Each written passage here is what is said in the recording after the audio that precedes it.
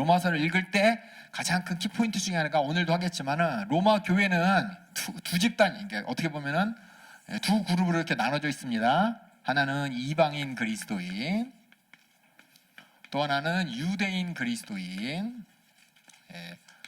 이방인도 물론 복음 듣고 갑자기 예수 믿는 사람도 있었지만 대부분이 뭐냐면 맨 처음에 이방인 유대교인이었어요. 유대교인. 그래서 회당을 바라보면서 유대인들이 회당에서 모여서 하나님 말씀을 나누고 하나님 말씀을 읽으면서 이방인들이 그걸 보면서 아 진짜 이분이 진짜 하나님이다, 창조주 하나님이다 인정하면서 유대인과 함께 하나님의 말씀을 묵상하고 하나님의 말씀대로 살려고 작정하는 이방인 유대교인이 있었고 유대인이 있었는데, 저번에 얘기했지만은 로마에 맨 처음에는 이렇게 회당이라는 존재가 있었죠. 회당에서 유대인 그룹이 이제 이방인 사람들을 품고서 함께 구약 말씀을 중심으로 해서 하나님 말씀을 읽는 사람들이 있었는데, 예수님의 십자가의 복음이 전해져서 이 회당에서 누군가를 통해 전해졌겠죠. 예수님께서 부활 승천하신 다음에 이제 오순절날 성령 받은 그 당시 그 오순절에 오는 수많은 사람들 가운데 로마에서 온 사람, 여러 군데 온 사람 또 퍼지면서 그 복음이 전해졌는데, 그 전해진 복음을 들은 이 회당에서 이제 예수 믿는 사람들, 이제 교회가 생겨나고 이 교회를 통해서 그들이 십자가의 하나님의 사랑과 구속의 계획을 깨닫게 되면서 야, 하나님께서 우리를 구원하시고자 하는 것은 죄에서 구원하시며 하나님 그 아들 예수 그리스도를 통해서 우리에게 영원한 생명을 또 천국을 주시고자 하는구나, 이걸 깨달은 사람들이 함께 모여서 예수 그리스도를 나의 구주라고 시인하면서 신앙생활하고, 또 예수 그리스도의 생애를 들었던 그 복음을 들었던 사도가 아닐지라도 경험한 사람들이 와서 전해서 그들도 예수를 나의 주라고 시인하면서 이게 신앙생활할 때 이 가장 우리 십자가의 사랑의 큰 특징이 사랑이잖아요. 그렇죠? 하나님의 사랑으로서 우리는 십자가의 피의 공로에 회개하면 죄사함 받는다. 죄사함 받고 우리가 하나님의 자녀가 된다. 회개해서 우리가 하나님의 천국에 갈 수 있는 구원을 얻게 된다라는 것인데, 맨 처음 이것이 이제 유대인들은 그 전에 이제 구약이라는 율법을 철저히 지키면서 플러스 그렇죠? 십자가의 사랑에 대해서 함께 구약의 모세를 통해 준 율법의 말씀을 지켜가면서 예수 그리스도 복음을 받아들였는데, 근데 무슨 일이 났다 그랬죠? 클라우디우스 황제가 유대인들을 추방시켜 버렸잖아요. 5년 동안 추방시킨 가운데 이 사람들만 남았는데, 아무래도 이 사람들은 유대인이 아니니까 그렇죠? 예수 그리스도의 복음, 십자가의 복음 앞에서 모든 죄는 회개함으로 용서받는구나, 그러면서 예수님의 십자가를 생각하고 복음을 듣고 그렇게 어떻게 보면 십자가의 사랑 중심으로 살다가 지금 교회처럼 유대인들이 다시 5년 뒤에 돌아왔죠. 돌아와서 보니까 이 이방인들이 구약의 율법은 전혀 상관없이 회개하면 돼, 어떻게 보면 그렇게 봤을지도 몰라요. 예수님 앞에 회개하고 성령 충만하고 그리고 신앙생활하면 되지, 굳이 구약 율법을 지켜야 돼? 라는데, 이 사람들에게 있어서 유대인들에게 있어서 구약은 삶의 방식이고 하나님의 말씀을 철저히 지켜야 되는데 안 지키니까는 그렇죠? 서로 어떻게 되냐? 갈등이 생기는 거죠. 갈등이 생기는 와중에 왜 모세 율법을 그렇게 등한시 여기면서, 그것도 똑같이 하나님 말씀인데 여기서는 뭐라 그랬을까요? 아니 십자가의 사랑으로 우리가 죄사함 받았는데 굳이 율법에 대해서 그렇게 회개하면 되지. 어떻게 보면 그런 것들이 지금도 그래요. 지금 교회도 율법주의 교회는 율법 지켜야 된다 이런 사람도 있고, 또 담임 목사님 말씀을 통해서 들었지만 니고라당처럼 하나님의 사랑을 남용하는 교회에서는 회개하면 되지, 그냥 열심히 하나님 사랑하면 되지라고 하면서 율법을 무시하는 이런 것처럼 똑같이 예수 믿는 교회마다 이런 갈등이 있는데, 로마 교회가 대표적인 그런 갈등 가운데 있다는 것을 바울이 들었죠. 바울이 듣고 로마 교회에 가본 적은 없지만 내가 복음에 대해서 이 갈등하는 내용이 복음을 제대로 이해하지 못하기 때문이야. 예수님이 이 땅에 오신 목적과 우리가 예수를 믿고 하나님의 자녀된 사람으로서 하나님 말씀을 지키는 거에 대해서 참 이 갈등이 있어서 그걸 해결해주고 싶어. 내 복음은 하면서 내가 너에게 복음을 제대로 전해주기 위해서 편지를 들었다. 너희를 만난 적이 없지만 언젠가 너희한테 가가지고 복음을 전하길 원하고, 또 더 나아가 저기 스페인까지 함께 복음 전에 동역하길 원해서 그래서 감사한다, 기도한다, 그렇죠? 막 프로팅도 해가면서 이렇게 편지를 쓴 다음에 1장 17절에 그렇죠? 내가 전할 너의 복음, 우리 1장 17절 한번 볼까요? 16절에 그렇죠? 그래서 위에 그렇죠? 내가 이제 이 복음을 너에게 14절에 적혀 있죠. 헬라인이나 야마이나 지혜 있는 자 어디서 건 자나 다 내가 참 복음을 전해야 될 자, 빚진 자라는 얘기는 뭐냐면 마음이 빚졌다는 뜻이에요. 해야만 갚아야 될 뭐냐? 하나님의 은혜를 내가 가서 전해야 될 다급한 심정이 있다는 겁니다. 그렇게 해야 되는데 나는 할 수 있으면 가능하면 로마에 있는 너희한테로 가가지고 이 복음에 대해서 갈등을 일으키고 있는 이런 문제들 복음을 몰라서 그러는데 이 복음 내가 제대로 알려주고 싶어. 내가 이 복음을 부끄러워하지 않는 이 복음 뭐냐? 누구든지 믿으면 구원을 얻는 하나님의 능력인데 그래서 유대인도 마찬가지고 여기 로마 교회 헬라인 이방인들도 마찬가지야. 누구든지 믿음만으로 우리가 하나님 앞에 의롭다 여긴다. 그래서 이 복음에 하나님의 의가 나타났는데 믿음으로 믿음에 이르는 하나님. 다시 말해서 믿음을 통해서 우리가 하나님의 의를 힘입을 수 있다는 얘기로 그래서 하박국을 그렇죠? 하박국 구약의 말씀을 인용하면서 하박국에 써 있잖아. 오직 의는 믿음으로 말미암아 살리라고 써 있잖아. 하면서 제가 오직이 강조하는 건 믿음이라 그랬죠. 그래서 하박국이 하나님의 불만 불평하면서 막 따졌지만은 하나님의 진노의 무서운 저 바벨론 내가 이렇게 확실하게 심판할 거야 라는 말에 그냥 갑자기 쪼그라들었죠. 갑자기 뭐냐 우리 3장 16절 한번 하박국 3장 16절 볼게요. 하나님이 화했을진저 그래서 저 바벨론 쟤네들이 왜 유대인을 심판하냐고 걔네들 나한테 심판 확실하게 당할 거야. 확실하게 그들도 진멸 당할 거야 라면서 3장 16절에 뭐냐 야 내가 들었으므로 내 창자가 흔들렸고 그 목소리로 인해서 내 입술이 떨렸도다. 무리가 우리를 치러 오는 환난 날을 내가 기다림으로 내 뼈에 썩이는 것들이 들어왔으며 내 몸은 내 처소에 떨리도다. 야 하나님이 이제 그들이 와서 얘기했잖아요. 바벨론이 남유다를 진멸하는 심판의 도구로 쓰신다 그랬잖아요. 그렇죠? 그 심판의 도구로 쓰신다는 걸 이제 믿었을 때 나도 심판의 대상이 될 뻔했는데 그런 가운데 내가 그 무서운 진노의 심판 앞에 내가 하나님이 긍휼로 내가 구원해 주실 걸 자기 믿음으로 고백하면서 그 하나님이 따지는 하나님이었는데 하나님의 무서운 목소리를 들으니까 어때요? 그 하나님의 심판 앞에 자기 자신이 얼마나 심판 가운데 겨우겨우 살아남을 자인 걸 깨달은 거죠. 그 심판에 혹시나 휩쓸릴까 봐 무서운 사람이잖아요. 저기 막 창자가 휩쓸고 입이 떨리고 막 이제 바벨론이 남유다를 침공해서 싹 다 진멸할 텐데 그 하나님의 그 진노의 심판 앞에 내가 어떤 모습이냐? 이렇게 떨리는데 하나님의 긍휼하심으로 내가 구원을 얻을 거 생각하니까 참 다행이다. 정말 다행이다. 그래서 하나님 앞에 내 모습, 하박국의 모습이 어떤 모습이냐? 진노의 하나님의 심판 앞에 내가 그저 긍휼함을 힘입어서 저 하나님을 인정하고 하나님의 의 가운데 하나님의 의롭게 여겨줘서 내가 심판을 피할 수 있는 존재가 되었다는 게 다행이다 이거야. 다행이다. 이게 이제 오직 의는 오직 믿음으로 의는 살리다 라는 말인 것처럼 똑같이 우리가 예수님의 십자가 앞에서 지난번에 얘기했죠. 십자가를 바라보면서 우리 뭘 바라보냐? 하나님의 무서운 진노의 심판을 우리가 보는 겁니다. 죄에 대한 하나님의 무서운 심판이 하나님의 아들이라도 인류의 죄를 짊어지니까 십자가에서 잔인한 고난과 고통 가운데 죽어가는 저 모습을 바라볼 때 그 하나님이 나를 죄 때문에 심판하셔야 되는데 내게 예수 그리스도를 통해 죄의 사함의 약속을 주셨죠. 그 죄 사함의 약속을 붙잡고 회개하면 용서해 주신다는 이 어마어마한 언약을 가졌다는 게 다행이다 이렇게 생각하는 그게 이제 하나님과 우리 사이의 믿음의 모습이죠. 그러니까 믿음이 이제 인격적인 것이 아니라 하나님과 나와의 이 관계죠. 그렇죠? 하나님이 어떤 하나님이냐?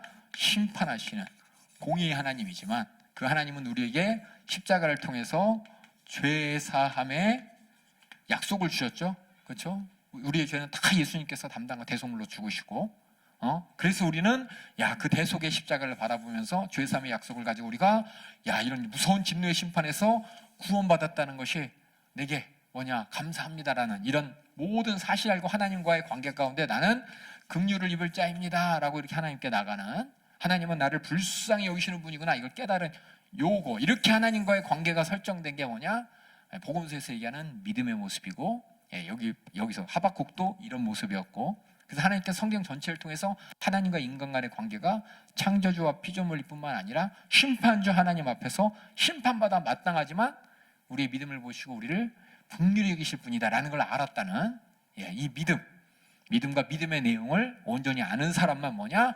하나님께서 심판하지 않는 의로운 사람을 인정해 주신다는 이것이 우리가 알고 있는 복음의 내용이에요. 그러니까 예수 믿고 구원받아요. 너무 쉽죠? 예수 믿고 구원받아요. 예수님께서 우리 죄를 짊어지셨어요. 객관적 사실이 아니라 그것이 나와 어떤 관계인지를 알아야 되는 거예요. 그 관계를 알았을 때 정말 다행이구나. 정말 하나님 감사합니다. 야, 나 정말 심판받아 마땅할 자인데 예수님이 하나님의 아들 이 땅에 하나님 보내시고 우리 죄를 담당케 하시는 그 역사를 야, 우리가 믿게 하여 주시고 예수님을 통해서 직접 죄의 사함의 약속을 주셨다는 거. 그래서 회개하라 이 말이 우리가 그냥 잘못했다 그러면 되지가 아니라 우리가 회개하는 이유는 십자가 약속을 붙잡고 회개하는 겁니다. 얼마만큼 죄가 무서운지를 알고 하나님 앞에 큰일 날 뻔했네. 하나님의 그 무서운 심판 앞에 이렇게 무서운 고통을 영원토록 당해야 될 심판이 감사하다 하면서 정말 교만해서 회개하면 되지 이게 아니죠. 다행이죠.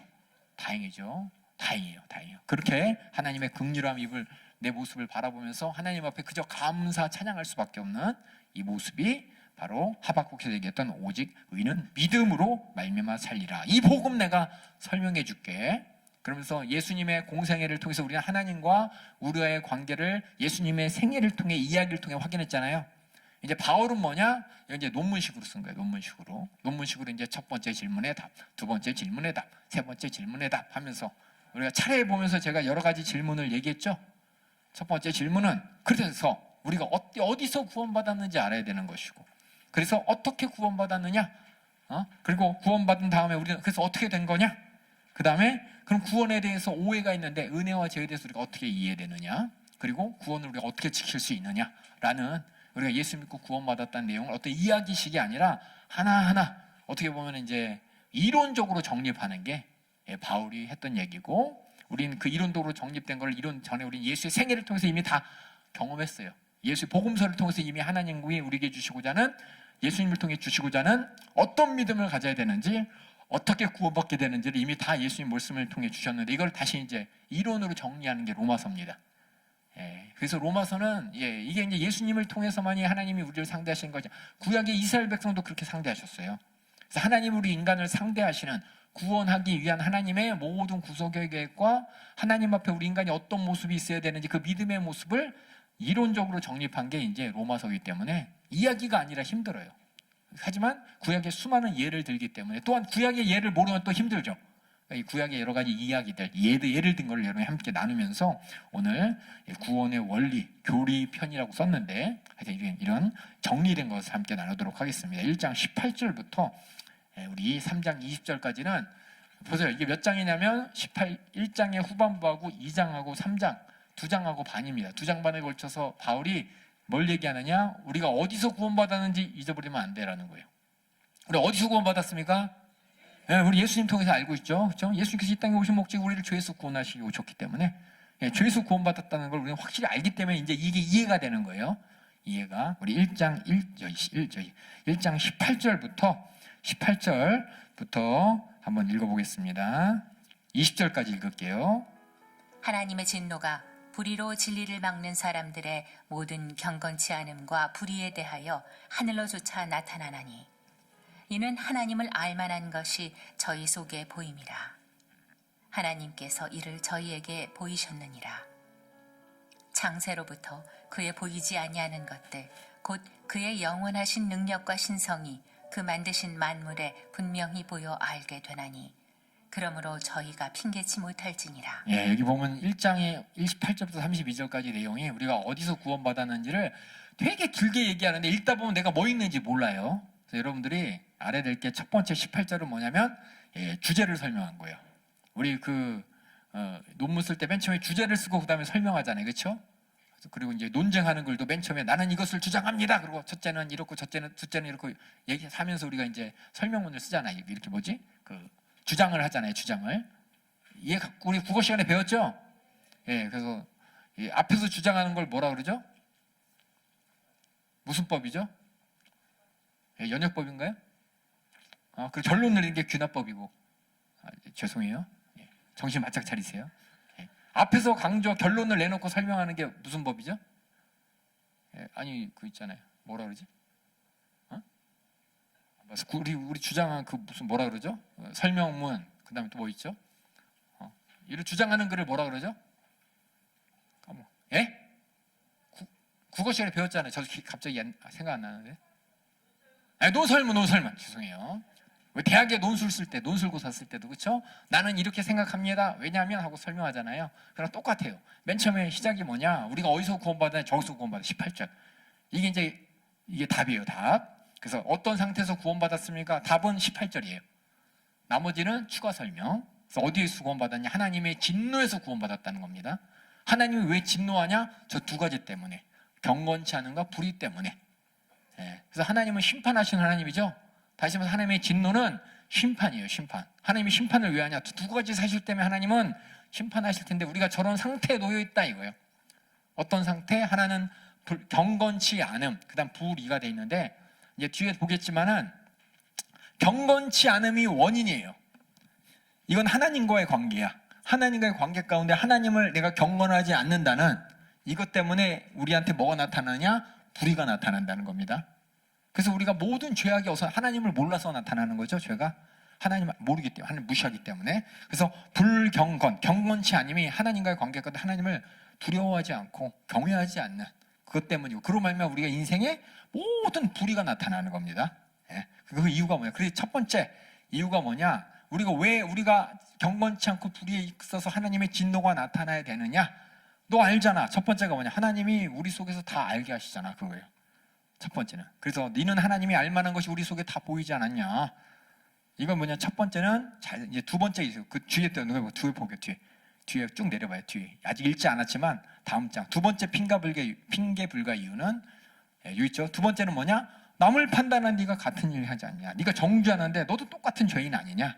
라는 두 가지를 이제 이유를 댑니다. 그래서 하나님의 진노가 경건치 않는 자들 불의에 따라서 나타나는데 그걸 우리가 어떻게 하냐? 너 알잖아. 네 마음속에 하나님이 우리가 하나님을 무시한다는 거 알 수 있잖아. 너 하나님 알면서도 무시하잖아 라고 지금 얘기하는 게 첫 번째고, 두 번째는 너 하나님 안다고 하면서도 남들 보면서 어떻게 저렇게 하나님 앞에 저럴 수 있어? 라는 너 똑같은 죄를 짓잖아 라면서 두 가지를 얘기하는데, 두 가지를 다 뭐라 그러냐? 너 핑계치 못할지니라 라는 말을 합니다. 이건 뭐냐면 너 알잖아. 너 부인 못하잖아. 우겨대면서 아니라고 해도 우리 모두가 알고 있다는 뜻이에요. 많은 사람들이 양심이라는 게 있죠. 그렇죠? 모든 사람들이 태어나면서부터 막 남 때리고 죽이고 이거 좋아하는 사람 없어요. 미안해서 못해요. 근데 그게 어떻게 되느냐? 한 번, 두 번 하는데 누구도 안 알려주니까 그냥 막 이 악이 그냥 즐겨 나타나면서 불의가 나타나는데, 여러분도 알다시피 모든 사람들이 양심이라는 게 있고, 양심에 어긋난 일을 하면 모든 사람들이 저러면 안 된다는데 하늘에서 이제 천벌 받을 놈 이런 말 많이 하잖아요. 그렇죠? 이게 뭐냐면 모든 사람들이 하나님을 안다는 거예요. 하나님을 알 만한 것이 너희 속에 보였지만은 너희 하나님 다 알고 있잖아 그 얘기예요. 창세로부터 그의 보이지 않는 것들, 그의 영원하신 능력, 신성 어디에 써있냐? 천지만물에 분명히 알고 있잖아요. 그래서 모든 사람들이 창조주라는 말을 쓰죠. 모든 문명이 신에 대해서 생각할 때 신을 뭘로 생각하느냐? 이 세상을 지은 누군가라고 얘기하잖아요. 이게 뭐냐면 누구나 다 안다는 거예요. 창조주에 대해서 알고, 창조주에 대해서 없다는 것을 지금은 이제 핑계대죠. 모른다고 막 우겨대죠. 무신론자들이 우겨대지만 실상 그들 심령 가운데 양심이 있고, 하나님을 부인하는 건 그냥 그들이 하나님 앞에 교만해서 하는 얘기지 스스로 부인할 수 없는 겁니다. 그래서 핑계치 못할 때 인정해라 그 말이에요. 너 네 안에 하나님께서 있다는 거 너 분명 핑계 못 대잖아. 너 인정할 수밖에 없잖아. 근데 너는 지금 어떠냐? 경건치 않다는 거예요. 21절 읽어주세요. 근데 너는 하나님을 알되 하나님으로 영화롭게도 아니하며 감사치도 아니하고 오히려 그 생각이 허망하여지며 미련한 마음이 어두워졌나니 스스로 지혜 있다 하나 우준하게 그렇죠? 신 없다, 무신론자다 뭐 하지만은 사실상 얼마나 어리석은 소리예요. 신이 없으면 도대체 이 세상을 선과 악의 기준을 뭘로 삼을 거예요? 잘했네 못했네 뭐 어떻게 갖고 이 삶의 의미를 어디서 찾을 거예요? 신이 없다면. 짐승처럼 그냥 먹고 사는 일이 단가요? 아니잖아요. 우리 모두가 죽은 다음을 걱정하죠. 사후를 걱정하잖아요. 이 모든 것은 우리가 부인할 수 없는, 그러면서 아닌 척하는 이렇게 생각이 허망해지고 마음이 어두워졌다는 겁니다. 그래서 스스로 지혜 있다, 무신론자들이 막 학문을 내놓고 동성애자들이 막 이런 얘기 저런 죄를 막 당연시 여기지만 사실상 그것이 얼마나 어리석은지 지금 나타나고 있습니다. 하나님의 질서에 따라서 우리 이제 보수라는, 그렇죠? 보수라는 사람은 그래도 양심과 하나님의 관계 가운데 사람이 그래도 이렇게 살아야지라는 기준이 그 양심 가운데 나타나는 사람을 보수라고 하고, 내 마음속에 나타나는 그런 선과 악의 기준을 세상이 지금 어려운 시대인데 그러면서 막 거부해가는 게 사실상 이제 좌파다 진보다 이렇게 얘기하잖아요. 근데 지금 우리가 지금 살고 있는 세상에 많은 사람들이 좌파의 목소리가 막 커지는데 지금 나라 현실이 그렇죠? 세상에서 얘기할 때 보수들이 막 깨어난다 그러잖아요. 그동안 아무 말도 안 했던 사람들이 이거 당연한 맞는 건데 왜 당연한 걸 당연하다고 안 하냐 라면서 막 이렇게 일어나는 걸 우리가 보는 것처럼 다 알고 있다는 겁니다. 예, 그 다음에 또 읽어주세요. 아니하는 하나님의 영광을 썩어질 사람과 금수와 버러지 형상의 우상으로 바꾸었느니라. 이게 뭐냐면 모든 사람들, 어떻게 보면은 핑계불가 첫 번째 이유가 가로 열고 이방의 저희 헬라인들의 모든 사람들에게 해당되는 겁니다. 모든 사람들이 다 알고 있어 하나님에 대해서. 근데 하나님이 일부러 부인해 가면서 자기 학문을 주장하고, 하지만 실상은 뭐냐? 하나님 대신에 자기 학문을 의지하고 세상을 의지하고 돈을 의지하고 또 다른 걸 의지하는 우상 숭배하는 거 아니냐? 그렇게 하나님을 뭐냐? 경건치 않게 생각하는 이것이 뭐냐? 하나님의 진노의 심판의 대상이라는 걸 바울이 얘기하고, 그 결과가 어떻게 돼요? 진노, 이게 하나님을 경외하지 않으니까. 그 다음에 24절부터 불의가 나타납니다. 불의 한번 읽어주세요. 그러므로 하나님께서 저희를 마음의 정욕대로 더러움에 내어버려 두사 저희 몸을 서로 욕되게 하셨으니, 이는 저희가 하나님의 진리를 거짓 것으로 바꾸어 피조물을 조물주보다 더 경배하고 섬김이라. 주는 곧 영원히 찬송할 이시로다. 아멘. 이거는 뭐지? 중간에 갑자기 답답해서 바울이 한마디 하는 거예요. 아이고 세상이 참 큰일 났네, 이 하는 것처럼 참 이렇게 하나님을 경배 안 하네, 하나님은 영원히 찬송할 뿐인데, 한마디 이렇게 넣는 겁니다. 그 다음에 이어서 26절. 이를 인하여 하나님께서 저희를 부끄러운 욕심에 내어버려 두셨으니 곧 저희 여인들도 순리대로 쓸 것을 바꾸어 영리로 쓰며, 이와 같이 남자들도 순리대로 여인 쓰기를 버리고 서로 향하여 음욕이 부릴 듯하며, 남자가 남자로 더불어 부끄러운 일을 행하여 저희의 그릇됨에 상당한 보응을 그 자신에 받았느니라. 이게 뭐냐? 불의의 결과죠. 첫 번째, 경건치 않음이 하나님을 무시한 채 우상 숭배하고, 이게 뭐냐면 우리가 영적 존재인데 눈에 보이는 것들을 더 사랑하는 육적인 존재가 되면 그 불의가 뭐냐? 육신의 욕심과 정욕이 우선시가 되는 거죠. 그래서 그 뒤에 보면은 정욕대로 24절에 그 마음의 정욕대로 더러움에 내버렸다. 그 정욕이 뭐냐? 우리 야고보서 4장 1절에서 4절에 정욕에 대해 설명하고 있습니다. 우리 민선우리 이쁜 목소리로 민선이가 야고보서 4장 1절부터 4절 읽어주세요. 너희 중에 싸움이 어디로 다툼이 어디로 솟아나느뇨? 너희 지체 중에서 싸우는 정욕으로 솟아난 것이 아니냐? 너희가 욕심을 내어도 얻지 못하고 살인하며 시기하여도 능히 취하지 못하나니 너희가 다투고 싸우는도다. 너희가 얻지 못함은 구하지 아니함이요 구하여도 받지 못함은 정욕으로 쓰려고 잘못 구함이니라. 가늠하는 여자들이여, 세상과 벗된 것이 하나님의 원수임을 알지 못하느뇨? 그런즉 누구든지 세상과 벗이 되고자 하는 자는 스스로 하나님과 원수되게 하는 것이니라. 이 정욕으로 말미암아 하나님의 원수들을 우상 숭배하는 일이고, 결국 그 정욕의 끝이 어디가 성적 타락까지 이어지는 거죠. 성적 타락까지 이어지면서 25절에 보니까 하나님의 진리를 거짓으로 바꾸어, 그렇죠? 죄를 죄로 여기지 않고 피조물을 조물주보다 더 경배하고 섬기느니라. 그래서 하나님의 진리는 뭡니까? 남자 여자가 만나서 가정을 만드는 게 하나님의 진리입니다. 그렇죠? 세상에서 남자 여자가 만나서 가정 만드는 게 아니라 정욕을 불태우며 그냥 이렇게 그 사랑이라고 이렇게 속이는 거죠. 하나님의 진리를 이렇게 가짜로 죄로 만드는 게 이 세상인 것이고, 그 뒤에 보니까 근데 하나님께서 뭐냐? 26절에 이를 인하여 하나님이 저희를 부끄러운 욕심, 더 나아가서 그냥 욕심도 아니고 차마 얘기도 하지 못할 부끄러운 욕심까지 이렇게 내버려뒀는데, 그게 뭐냐면 동성애죠. 그렇죠? 여자들이 순리대로 쓸 것을 받고 영리로 쓰면, 참 점잖게 표현했죠. 점잖게 표현한 겁니다. 그렇죠? 그러니까 이게 모르는 사람은 몰라요. 남자들도 여인 쓰기를 버리고 서로를 향하여 음욕을 행하며, 여자 고등학교 가면 뭐라 그러지? 백합 뭐라 그래? 여자 고등학교 가면 여자애들끼리 막 서로 좋아하고 글 같은 거 많이 써서 올리고 막 읽고 그러잖아요.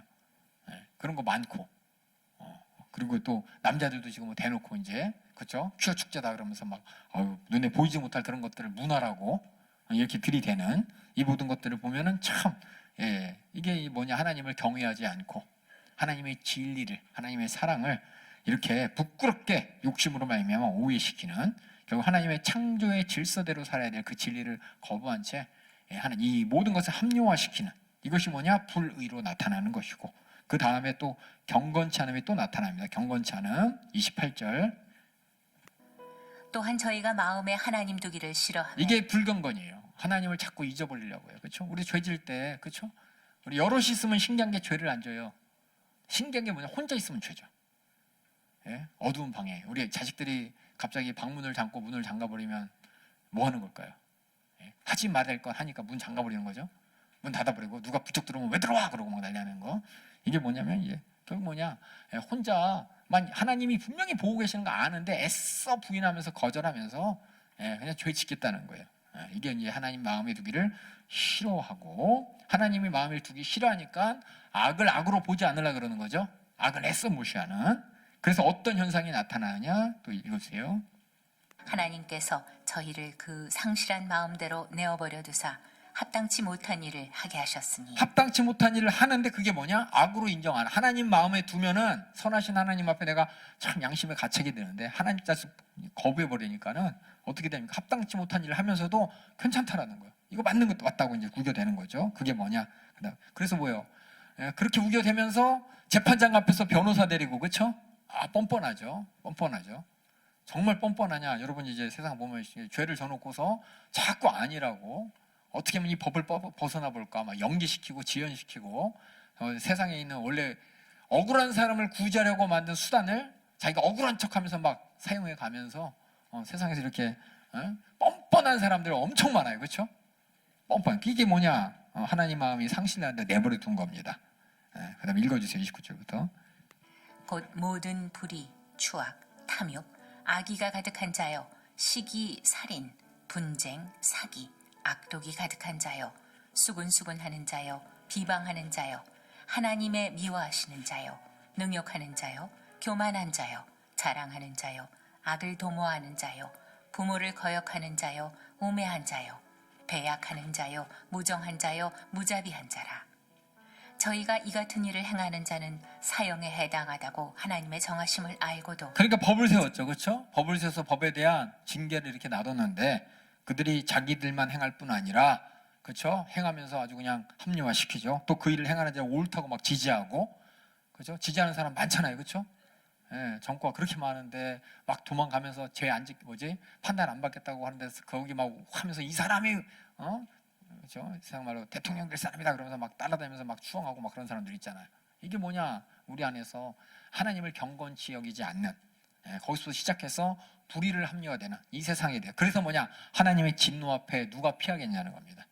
그래서 이게 첫 번째가 하나님의 진노에 피할 수 없는 첫 번째 이유가 뭐냐?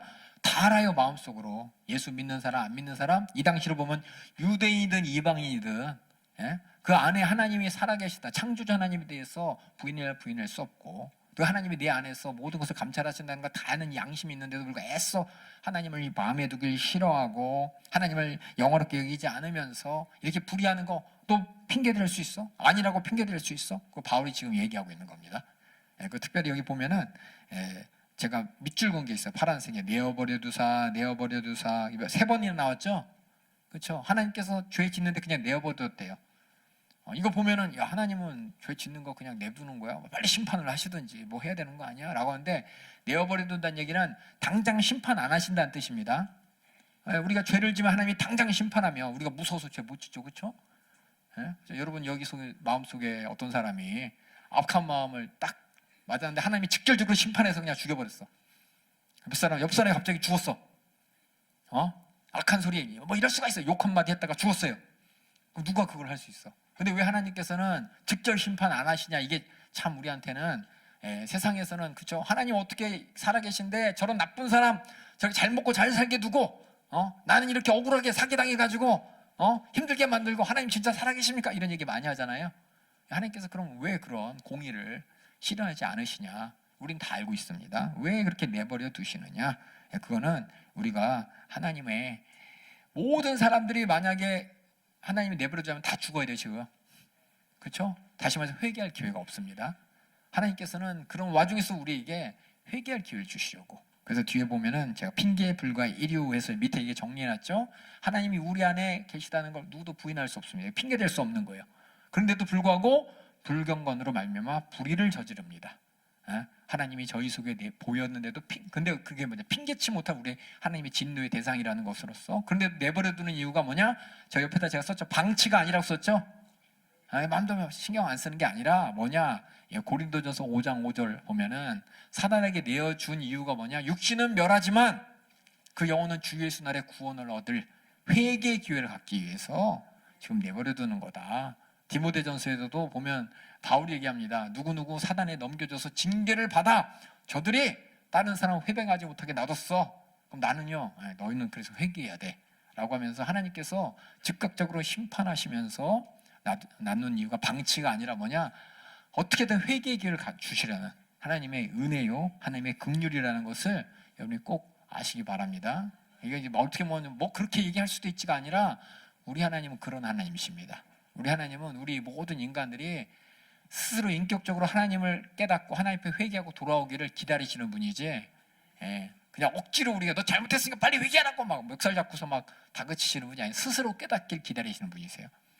그래서 그걸 알고, 그래서 뭐냐, 하나님께서 그렇게 방치해 두는 이유는 하나님 우리를 불쌍히 여기셔서 회개의 기회를 주시기 위한 것이라고 우리 로마서 11장 32절에 있어요. 한번 로마서 한번 본문 한번 찾아볼까요? 로마서 본문 저 뒤에 보면 있는데 한번 여기 볼게요. 로마서 본문 11장 32, 나중에 읽게 될 겁니다. 11장 32절에 우리가 어떻게 구원받으니 하나님의 구원의 섭리에 대해 설명하면서 11장 32절에 보면 제가 읽을게요. 하나님이 모든 사람을 순종치 아니하는 가운데 가둬두심은 모든 사람에게 긍휼을 베풀게 하심이니라. 어떤 긍휼이냐? 회개할 기회를 갖게 하는 긍휼을 베풀게 하심이다 라고 하면서 나중에 로마서 통해 확인할 겁니다.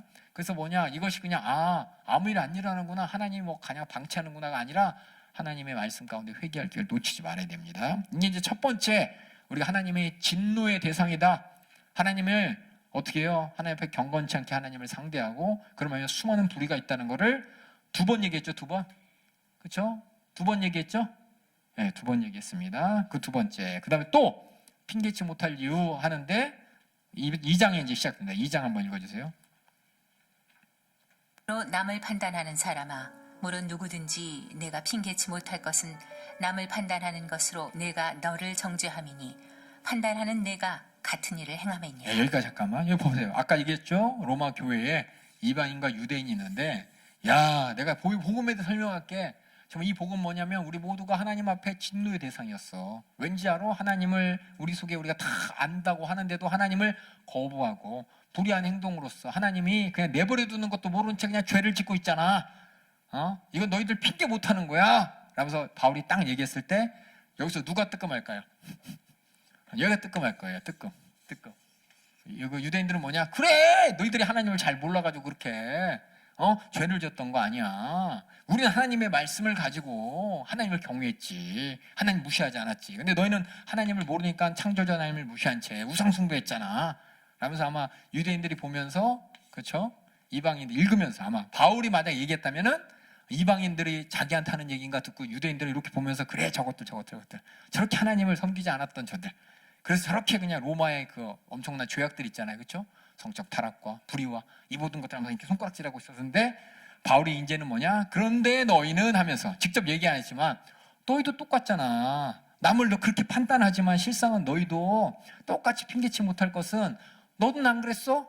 대놓고 안 했뿐이지 실제로 했잖아 라고 하면서 지금은 유대인들에게 이렇게 눈을 돌리는 거예요. 그래서 이걸 가만히 보면은 제가 얘기한 것처럼 처음에 내가 이방인 로마 교회에서의 이방인 그리스도인, 유대인 그리스도인의 한 얘기가 뭐냐면 내용을 보면은 타겟이 있어. 타겟. 누구한테 하는구나 라는 걸 이제 분별할 수가 있습니다. 그래서 핑계치 못할 이유, 너희들 하나님의 진노의 대상이었잖아. 우상 숭배와 하나님 마음에 두기 싫어하고 수많은 불의로서 남자와 여자가 동성애하고 진리를 거짓으로 바꿔서 그 옳다고 막 하고 서로 막 죄를 죄 아니라고 막 우겨대고 그랬잖아. 그러면서 너는 안 그런 줄 알아? 그러면서 너도 똑같이 핑계 댈 수 없잖아. 너도 똑같잖아.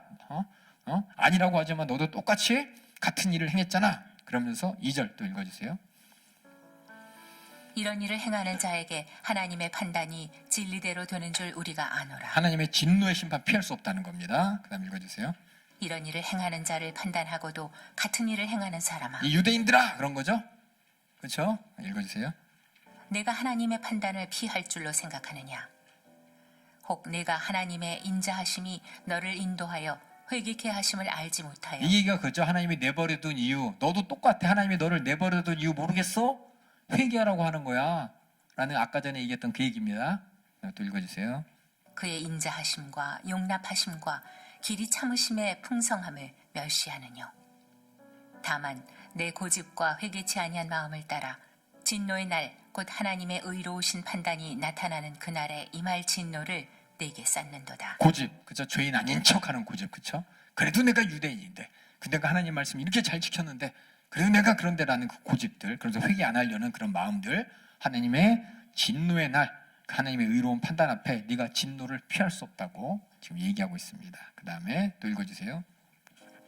하나님께서 각 사람에게 그 행한 대로 보응하시되 참고 선을 행하여 영광과 존귀와 썩지 아니함을 구하는 자에게는 영생으로 하시고 오직 당을 지어 진리를 좇지 아니하고 불의를 좇는 자에게는 노와 분으로 하시리라. 심판에 대한 설명이고요. 그 다음에 9절부터 또 읽어주세요. 악을 행하는 각 사람의 영에게 환난과 곤고가 있으리니 첫째는 유대인에게 이거 첫째는 유대인이요. 이 말은 지금 유대인한테 얘기하고 있잖아요. 유대인 너희들! 헬라인 너도 마찬가지야. 이렇게 얘기하는 거예요, 지금. 이게 또한, 첫째는 또하니까 둘째는 뭐고 셋째는 뭐 그게 아니라 지금 아까 제가 말씀드린 대로 지금 남을 판단하는 이가 똑같이 죄를 범하지 않냐. 이것이 이제 유대인이기 때문에 지금 유대인을 글로는 썼지만 실상 바울은 지금 유대인을 바라보면서 쓴 겁니다. 첫째 너희 유대인들. 그리고 그럼 유대인들이 이 사람들이 뭐라 그럴까? 그래 저것들 그래. 저것들 말씀 지킨다 그래서 안 지키고 남 정죄하기만 하고 막 이렇게 손가락 자르는데 유대인들 너도 마찬가지야. 또 그러면서 이제 헬라인에게 또 얘기하는 겁니다. 그러니까 이 글을 읽으면서 여러분들이 바울이 지금 어딜 보고 얘기하고 있는지를 지금 이렇게 상황을 잘 설정하시면서 하나하나 읽으셔야 돼요. 이거 저도 몰랐을 때는 이거 왜 자꾸 헬라인 얘기하고 유대인 얘기하고 막 복잡하게 얘기하나 그런데 상황을 이해하면은 지금 누구한테 얘기하고 있구나. 누구 지금 보고 그 심정을 통달해 가면서 다 살펴보면서 지금 얘기했구나 이렇게 얘기하는 거예요. 그러니까 우리가 이 편지로 보지만 사실 설교예요, 설교. 그렇죠? 지금 로마 교회 앞에 교인들 놔두고 직접 가지는 않았지만은 로마 상황을 다 알고 있는 바울이 지금 유대인 그리스도인 또 헬라인 그리스도인들에게 지금 하나하나 우리가 어떻게 구원을 받았는지 지금 설명하고 있습니다. 어디서 구원 받았는지 또 읽어주세요. 또한 헬라인에게며 선을 행하는 각 사람에게는 영광과 존귀와 평강이 있으리니 첫째는 유대인에게요 또한 헬라인에게라. 이는 하나님께서 외모로 사람을 취하지 아니하심이니라. 무릇 율법 없이 범죄한 자는 또한 율법 없이 망하고 무릇 율법이 있고 범죄한 자는 율법으로 말미암아 심판을 받으리라.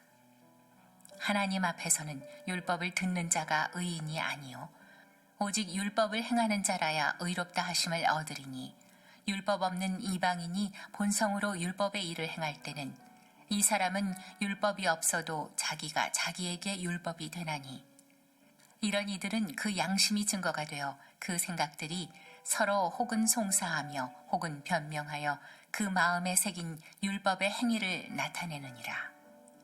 곧 내 복음에 이른 바와 같이 하나님이 예수 그리스도로 말미암아 사람들의 은밀한 것을 심판하시는 그날이라. 심판하는 그날에 헬라인 유대인 상관없이 그가 정말 진노의 심판을 앞에 저희가 회개한 자냐 안 하는 자 분명히 심판이 있다고. 그래서 지금 내 복음에 이른 바와 같이 바울이 전했던 복음은 이렇게 예수님이 하셨던 말씀 그대로 했겠죠. 예수님이 전했던 복음이 뭐였죠? 회개하라 천국에 가까웠느니라 했잖아요. 제가 여러 번 말씀드렸지만 회개하지 않으면 그럼 어떻게 된다고요?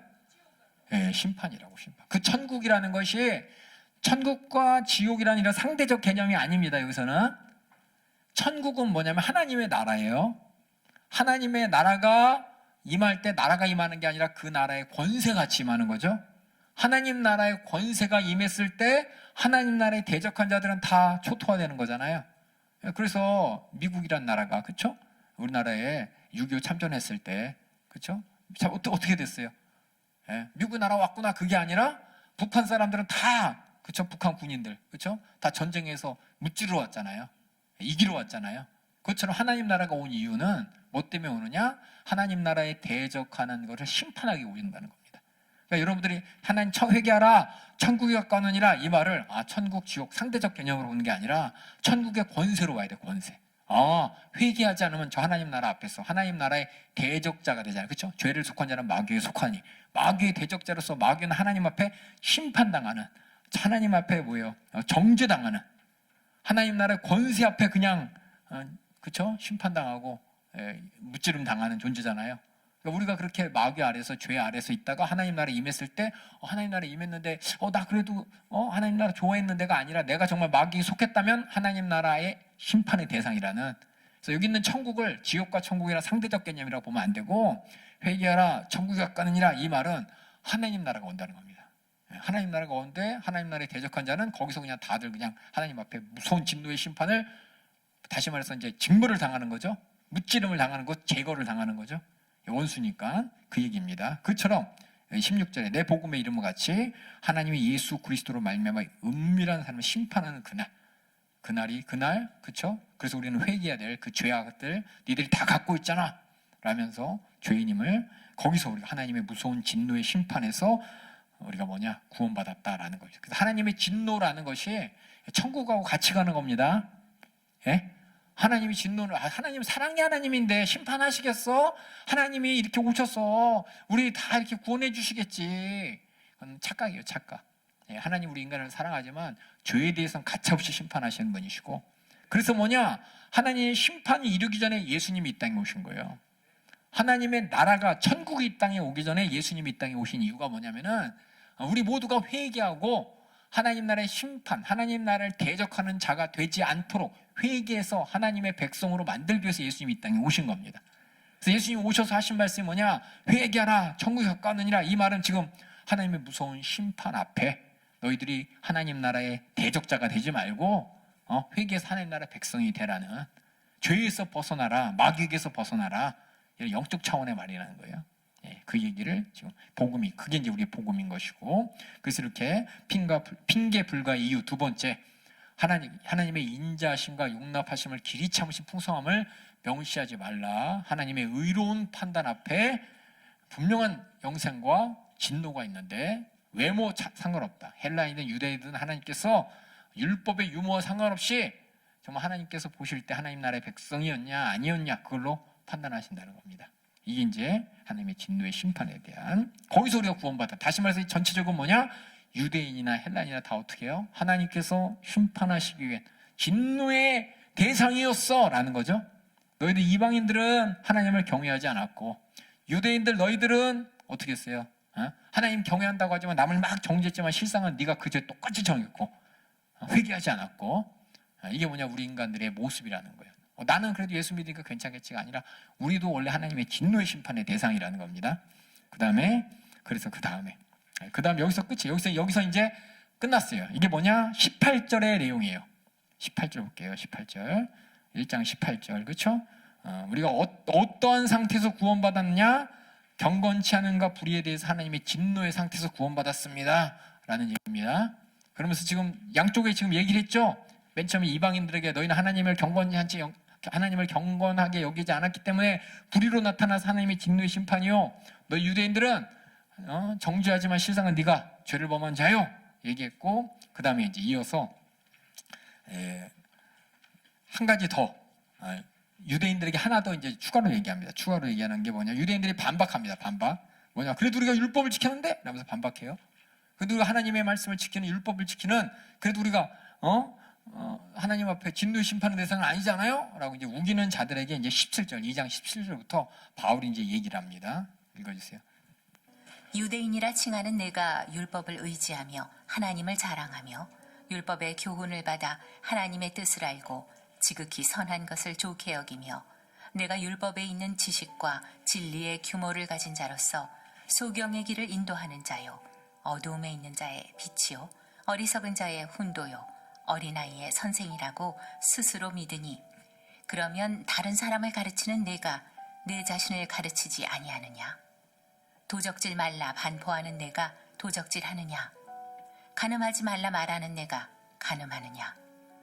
우상을 가증히 여기는 내가 신사물건을 도적질하느냐? 율법을 자랑하는 내가 율법을 범함으로 하나님을 욕되게 하느냐?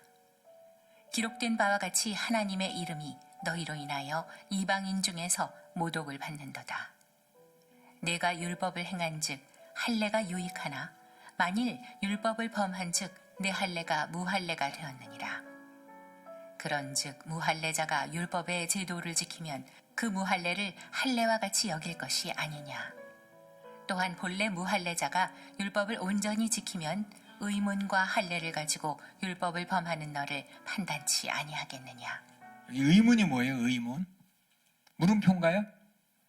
아니죠. 의문은 뭐냐면 글에 쓴 글자예요. 글자. 의문은 뭐냐면 글자예요. 글자. 율법이에요. 율법. 글자, 그러니까 이 종이에 써 있는 글자들을 바로 의문이라고 합니다. 그래서 의문과 할례를 다시 말해 율법을 가지고, 의문이라는 건 글에 기록된 하나님의 말씀, 율법과 할례를 가지고 율법을 범하는 너를 판단하지 않겠냐. 그래서 의문은 글자예요. 글자. 글자대로, 유대인들은 글자대로 하나님의 말씀 율법 지키려고 노력했잖아요. 그걸 얘기합니다. 그다음 읽어주세요. 대저 표면적 유대인이 유대인이 아니요 표면적 육신의 할례가 할례가 아니라 오직 이면적 유대인이 유대인이며 할례는 마음에 할지니 신령에 있고 의문에 있지 아니한 것이라. 그 칭찬이 사람에게서가 아니요 다만 하나님에게서니라. 하나님께서 이 말씀하셨죠. 그 할례가 뭐냐면 율법을 지킨다는 하나님의 백성이라는 표시죠. 그러니까는 우리 29절에 이면적 유대인, 보이는 유대인이 이면적이 뭐예요? 이면적 유대인이 유대인이며 할례는 마음에 할지니. 그래서 표면적은 겉에 보이는 이죠. 28절에 표면적 유대인이 유대인이 아니요 표면적 육신의 할례가 아니라, 이 말은 네가 할례는 하나님의 백성이라는 뜻이죠. 그러니까 율법을 지킨다고 네가 유대인이 아니고 할례를 받았다고 하나님의 약속된 후손이 아니라는 겁니다. 이면적 유대인이 유대인이며, 그 말 이면적은 속 마음속에 하나님의 말씀을 그대로 지키려고 하는 그 사람이 유대인이고, 할례는 마음에 할지니, 마음으로 하나님의 백성이라고 스스로 뭐예요? 완전히 하나님 앞에 인정돼야 되죠. 그렇죠? 마음의 표시가 있어야 된다는 겁니다. 그래서 마가복음 7장에 예수님이 오셔서 가르쳐 주셨죠? 뭐라고요? 겉모습이 아니라 하나님께서는 마음을 보신다고. 그렇죠? 겉에 막 거룩해 하려고, 유대인들은 어떻게 거룩하려고 깨끗이 씻어 먹었잖아요. 그렇죠? 손도 씻고. 근데 예수님의 제자들이 막 손도 안 씻고 먹으니까는 그 바리새인들이, 아니 어떻게 이 하나님의 율법이 거룩하라 그랬는데, 거룩하려면 겉에 보이는 이거 얼마나 깨끗한 거 먹어야지, 더러운 거 먹으면 네가 이렇게 하나님의 부정한 사람 되잖아. 그러면서 예수님한테 예수님 제자들 막 더럽게 먹는다고 따지니까 예수님께서, 야, 입으로 들어가는 것이 그 사람을 거룩하게 하는 것이 아니고 깨끗하게 하는 것이 아니라 그냥 나올 뿐이라고. 그 사람의 안에서 나오는 것이 그 사람의 거룩함을 나타낸다고 한 것처럼, 마가복음 7장이 그 내용이었어요. 마가복음 기록할지 모르. 아마 예수님께서 모세, 제2의 모세 같은 모습이 6장의 모습이었죠. 기억하세요? 마가복음 6장에 예수님이 모세처럼, 그렇죠? 모세같이 막 여러 가지 사역을 했잖아요. 그렇죠? 그 다음에는 모세가 율법을 가르쳐준 것처럼 예수님께서는 마가복음 7장에 진짜 하나님이 원하는 뜻이 뭔지, 이 마음속으로 하나님을 경외하는 것이 겉이 아니다라는 말한 것처럼, 똑같이 29절에 마음이 중요해요. 마음의 유대인이 유대인이고 할례는 마음에 해야 되니, 하나님의 백성이라는 표시 마음에 갖는 것이고, 신령에 있지 의문에 있지 않다. 이 말은 마음이 중요하지 글자 했냐 안 했냐, 글자가 중요하지 않다고. 칭찬을 사람에게 받으려고 겉보이지 말고 하나님께 받기 위해서 마음을 감찰하시는 하나님 앞에 마음을 잘해라라는 것이 유대인들에게 하는 얘기죠. 유대인들이, 야 그래도 우리가 율법을 지켰는데 하는 유대인들에게 부가 설명합니다. 니네 하나님의 진노의 대상 아니라고. 우겨대도 안 돼. 지금 우기는 거예요. 유대인들이 우길까 봐. 여러분, 만약에 제가 다시 말씀드리면, 바울은 뭐냐면 얘네들이 뭐라고 대꾸할까 봐 미리 쓰는 거예요. 쓰는 거예요. 아까 하나님의 너희들 다 진노의 대상이라 그랬잖아요. 그럼 유대인들이 계속, 우린 그래도 하나님 말씀을 잘 지켰는데, 아까 얘기했잖아, 지킨다고 하면서 안 지켰잖아. 도둑질 하려면 하니까 도둑질하고, 가늠하지 말라는 가늠하고, 우상 숭배하지 말라는 너희들이 신사에 가서 그 우상이 금으로 돼 있어요. 금이나 이렇게. 그거 몰래 도둑질하고 그러지 않았냐. 그러면서 너희들이 할례 받았다고 하나님의 백성이라고 하는데 마음은 안 그렇잖아. 하나님이 마음을 보시되 너는 마음은 유대인도 아니고 마음에 할례도 받은 표시 없잖아 라고 얘기하는 게 이제 유대인들에게 추가 설명하는 것이고, 그 뒤는 이방인들에게 추가 설명합니다. 지금 유대인들에게 지금 막 바울이 편지를 통해서 너희들 하나님의 진노 대상이 앞에 있잖아, 강조했죠. 지금 왔다 갔다 하잖아요. 그렇죠? 왔다 갈 때마다 이방인들에게 얘기하면 유대인들이 그래 저 자식들 저렇게 율법대로 안 살아. 그러니까 너는 정죄하는 너 똑같이 범죄했잖아. 계속 지금 얘기하면서 네가 표면적인 유대인이지 이면적으로는 아니잖아 라고 하니까 또 이방인들이 보면서 맞아 하겠죠.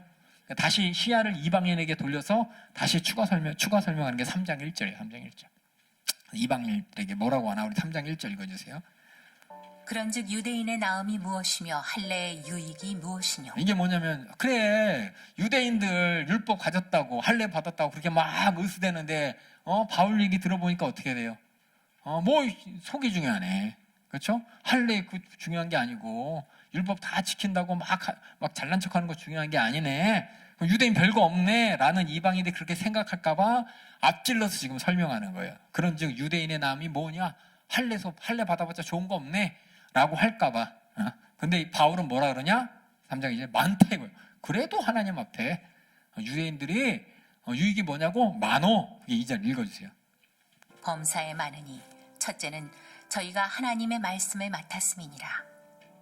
어떤 자들이 믿지 아니하였으면 어찌하리요?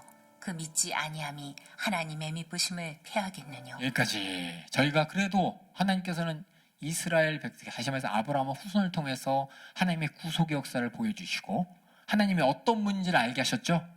구약의 말씀이 필요 없다가 아니라 구약의 말씀을 통해서 이런 하나님이 이런 약속을 하시고 이렇게 진실하게 예수를 보내셨다라는 것이, 우리가 예수만 믿으면 갑자기 어느 사람이 뿅 하고 나타나서 이적도 베풀고 내가 하나님의 아들이라고 얘기하고 그러다 갑자기 십자가에서 아무 저항 없이 죽었네, 저거 뭐야 라고 하겠지만 구약의 말씀이 그 예수님이 왜 그렇게 죽어야 되는지 다 설명하잖아요. 예수님이 왜 이 땅에 오셔야 되는지 설명하고 하나님께서 기뻐하시는 모습이 어떤 모습이고 싫어하는 모습이 어떤 모습인지 구약의 백성이 다 얘기했잖아요. 율법을 통해서 하나님이 원하는 뜻이 뭔지도 더듬어서 찾을 수 있도록 다 말씀하셨잖아요. 그거 얘기하는 거예요, 바울이. 유대인이 방금 내가 유대인한테 야 표면적 유대인이 중요한 게 아니고 이면적 유대인이 중요하다 라고 했죠. 근데 이방인들이 혹시 그럼 유대인 율법도 할래도 소용없네 그럴까봐 얘기하는 거야. 그래도 유대인은 나은 게 맞는데 그게 뭐냐면 하나님 말씀을 맡았잖아. 그들을 통해서 우리가 하나님이 어떤 분인지 알게 되고 예수를 보내시면 했던 하나님의 심정과 마음 우리가 더 잘 알 수 있잖아. 그 말이 이제 그 뒤의 내용이에요. 그래서 어떤 자들이 믿지 아니했으면 어찌하리요? 저희가 하나님의 말씀을 맡았음이니라. 어떤 자들이 믿지 않았으면 어찌하리요? 그렇다고 하나님 말씀을 안 믿는데요? 아니야. 하나님 말씀을 저 사람이 믿지 않아도 진짜라는 거예요. 이게 뭐냐? 이 말뜻 이해가세요? 지금 바울의 심정이 뭐냐? 지금 막 유대인을 막 이렇게 쪼았죠. 그렇죠? 너희들 하나님의 진노의 대상이야. 그랬더니 거봐. 유대인 하나님 말씀 맡아도 할래도 별 소용없네. 아니야. 그래서 쟤는 하나님 말씀이 있잖아. 어차피 믿지 않는데 무슨 소용이에요? 라고 할 수도 있어요. 세상 사람들이 그러잖아요. 어차피 안 믿으면 무슨 소용이에요? 라고 하니까 바울이 뭐라 그러냐? 그 뒤에 그들이 믿지 않아도 하나님 말씀은 진짜야. 믿지 않는다고 가짜 아니죠? 우리가 잘 알아야 될 게 우리 생각과 마음속에 사람들이 하나님 말씀을 무시해. 어떡하지? 하나님 말씀 무시하는데? 무시당한다고 하나님 말씀이 무시당하는 말씀이 아닙니다. 그들이 무시할지라도 하나님 말씀은 진리인 것이고 그 가치는 변함이 없는 거예요. 지금 바울이 그 얘기하는 거예요. 이방인들에게 하나님 말씀 맡았지만 쟤네들 하나님 말씀 맡았다고 근데 제대로 안 믿잖아. 그렇죠? 그게 무슨 소용이야? 라는 두 번째 질문. 첫 번째 질문은 뭐냐? 쟤네들이 몰라. 할례 받아봤자 유대인 진짜 아무 소용없네. 그러니까 바울이 뭐라 그러냐? 그래도 하나님 말씀 맡았잖아. 하나님 말씀이 얼마나 믿음직한데 뭐야 그럼 쟤네들이 안 믿는데 쟤네들이 안 믿는다고 하나님 말씀이 가치가 없는 거야? 하나님 말씀 그 자체로 가치야.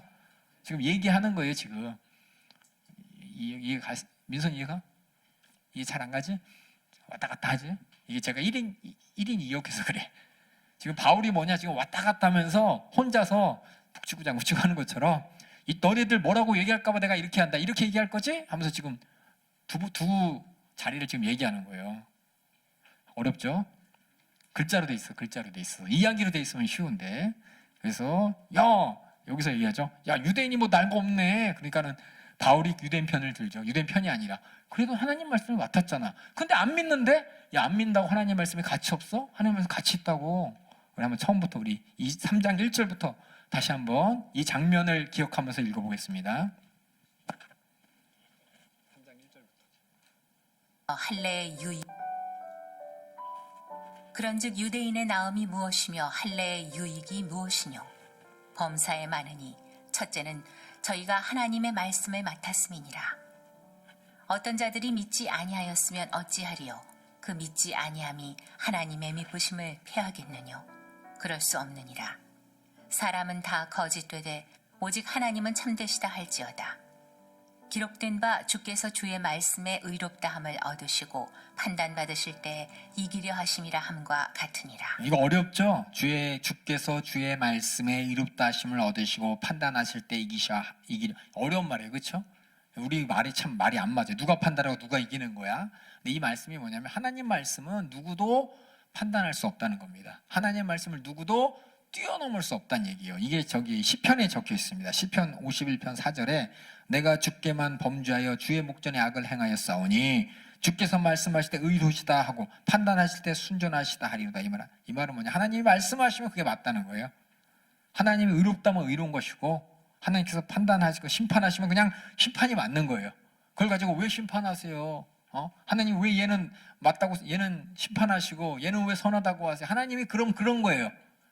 하나님이 기준이기 때문에 그 얘기예요. 하나님 말씀의 가치를 아는 사람은 그 말씀이 맞다 하면은 나보다 더 뛰어난 하나님이기 때문에 인정하는 것이고, 그렇죠? 현상을 보면서 말씀 틀린 데가 아니라 하나님이 어떤 분인지 알면은 그 말씀의 진리를 인정하는 거죠.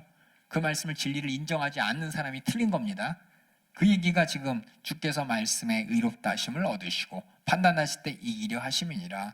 그러니까 그가 말씀하실 때 의롭다 하시면 그 사람은 의로운 것이고 판단한다면 누구도 거기에 덤빌 수 없다는 겁니다. 그 말이 맞다는 겁니다.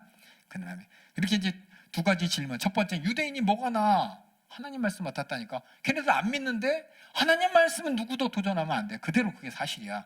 이게 두 가지 이제 이방인들의 질문이 있다면 그 다음에 또 질문이 있어요. 그거죠. 5번 5절 읽어주세요. 그러나 우리 불의가 하나님의 의를 드러나게 하면 무슨 말하리요? 내가 사람의 말하는 대로 말하노니 진노를 내리시는 하나님이 불의하시냐? 첫 번째로 뭐냐면 또 세 번째 질문이 뭐냐? 하나님의 불의가 심판을 통해 하나님한테 나타나면 무슨 말하리요? 진노를 내리시는 하나님이 불의하시냐? 사람들이 이제 이거 잘 보세요. 이렇게 얘기하는 거야. 더 나아가서 아니 그래 하나님이 진노를 내리시는 하나님이 의로워. 근데 잘 생각해봐요. 제가 이제 유튜브에서 그렇게 예를 들었어요. 어떤 사람이냐면 내가 나쁜 짓을 했어. 나쁜 짓을 해가지고 그러니까 세상을 보니까 이런 사람이 있어요. 세상을 보니까 사람들이 경성을 안 해. 도둑질을 해도 사람들이 그냥 몰래 해. 그래서 내가 나쁜 마음을 품고 뭐라 하냐면 이 세상에 도둑질을 근절시켜야겠다. 근절시키기 위해서 어떻게 하면 내가 도둑질을 크게 해가지고 뉴스에다가 도둑이 얼마나 나쁜지를 내가 알려줘야겠다. 그런 심정으로 도둑질을 했어요. 도둑질하고 경찰한테 일부러 잡혀갔어. 근데 뉴스에 크게 나왔어. 윤대건 목사, 연세중앙 윤대건 목사가 글쎄 도둑질하고 저기 나쁜 짓을 했네. 세상 참 큰일 났네. 이게 도둑질하는 게 얼마나 나쁜데. 사람들이 그 뉴스를 보면서 야 도둑질하면 안 되는데 왜 그랬냐. 도둑질하지 말아야 되는데 라면서 뭔가 경성을 했어요. 그럼 이게 뭐야? 사회 전체적으로 볼 때는 도둑질하면 안 된다는 그 어떤 경성이 나타나잖아요. 그렇죠? 사람들이 야 맞아 도둑질하면 안 돼. 몰래라도 하면 안 돼. 저 사람처럼 되면 안 돼 라고 하겠죠? 그러니까 어떻게 보면은 큰 사건을 통해서 사람들이 뭐냐면 야 맞아 저렇게 되면 깨어 경성하잖아요. 그러면서 내가 하는 소리가 내가 나쁜 짓을 했지만 나는 원래 사람들한테 이 나쁜 것을 좀 사람들이 경성케 하려고 일부러 한 거예요 라고 한다면 뻔뻔한 거죠. 무슨 말씀인지 알겠어요? 그 뻔뻔함을 얘기하는 거예요 지금. 근데 하나님이 진노 내신 하나님께서 내가 죄를 지었더니 하나님이 진노를 내리셔서 하나님이 우와 하나님 저렇게 무서운 하나님이구나. 사람들이 하나님의 진리를 깨닫게 된다면 나는 비록 나쁜 짓 했지만 내가 뭐예요? 나는 결과적으로 하나님의 영광을 나타내는 게 아니에요 라면서 뻔뻔하게 그런 사람 있잖아요. 죄 짓고 나서 뻔뻔한 사람 있잖아요. 그렇죠? 그렇게 한다는 얘기예요 지금 이 얘기가. 다시 한번 우리 5절부터 다시 한번 쭉 읽어볼게요. 받으실 때 5절 보면 내가 읽게요. 우리의 불의가 심판을 통하여 하나님의 의가 드러난다 이 얘기예요. 무슨 얘기인지 아시겠죠? 나는 이제 심판받아 마땅하지만 오히려 이걸 통해서 하나님이 이런 분이구나 사람들이 알게 됐어요. 그러니까 바울이 뭐냐 내가 말할 테니까 잘 들어봐 이 얘기야. 사람의 말대로 말하노니 그럼 진노를 내리는 하나님이 불의하냐? 제가 이제 심판을 받았잖아요. 그렇죠? 근데 실상은 뭐예요? 결과론으로 보면 나는 뭐예요? 세상에서 내 생각은 세상에 많은 사람들이 하나님의 공의를 알게 됐어. 그럼 하나님이 나에게 진노를 내리는 하나님께서 난 우겨대는 거죠. 나는 착한 일 했다고. 하나님 그러니까 나한테 심판 내리지 마세요 라고 나는 못하는 거죠. 그 얘기가 뒤에요. 진노를 내리신 하나님이 그러면은 불의한 거냐 잘못한 거냐 라고 이제 바울이 역질문을 합니다. 6절 읽어주세요. 그러하면 하나님께서 어찌 세상을 심판하시리요? 결코 그렇지 아니라 뒤로부터 다시 5절부터 다시 읽을게요. 다시 제가 지금 얘기한 거를 생각하면서 읽어주세요. 5절부터 다시. 하면 무슨 말하리요? 내가 사람의 말하는 대로 말하노니 진노를 내리시는 하나님이 불의하시냐? 결코 그렇지 아니하니라. 만일 그러하면 하나님께서 어찌 세상을 심판하시리요?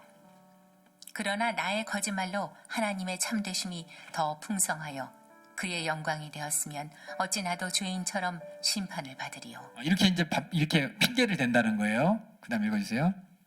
또는 그러면 선을 이루기 위하여 악을 행하자 하지 않겠느냐? 어떤 이들이 이렇게 비방하여 우리가 이런 말을 한다고 하니 저희가 정죄받는 것이 말도 안 되는 얘기 한다는 거죠. 그렇죠? 그러니까 바울이 그러니까 편지를 쓸 때 로마서는 뭐냐면 이미 반응을 한마디 했을 때 쟤네들이 이렇게 반응할 거야를 다 미리 계획하고 쓴 거예요. 그래서 첫 번째 반응이 유대인들이 그럼 뭐 유대인들 별거 아니네. 야 그래도 하나님 말씀 맡았잖아. 근데 쟤네들이 안 믿는데 야 하나님 말씀을 그 자체가 중요한 거지 걔네들 믿고 안 믿고는 중요한 게 아니야. 그래서 어떤 사람이죠. 그래도 하나님의 진노가 혹시 좋은 결과로 나타날 수 있잖아요. 이렇게 이제 우겨대는 거죠. 하나님의 진노에서 하나님의 의가 나타났으면 그 사람 결과적으로 좋은 일 한 거 아니냐 그랬더니 말도 안 되는 얘기 하지도 말라고. 그래서 하나님이 심판하면은 그 심판이 잘못된 거냐? 말도 안 되는 얘기도 하지 마! 라면서.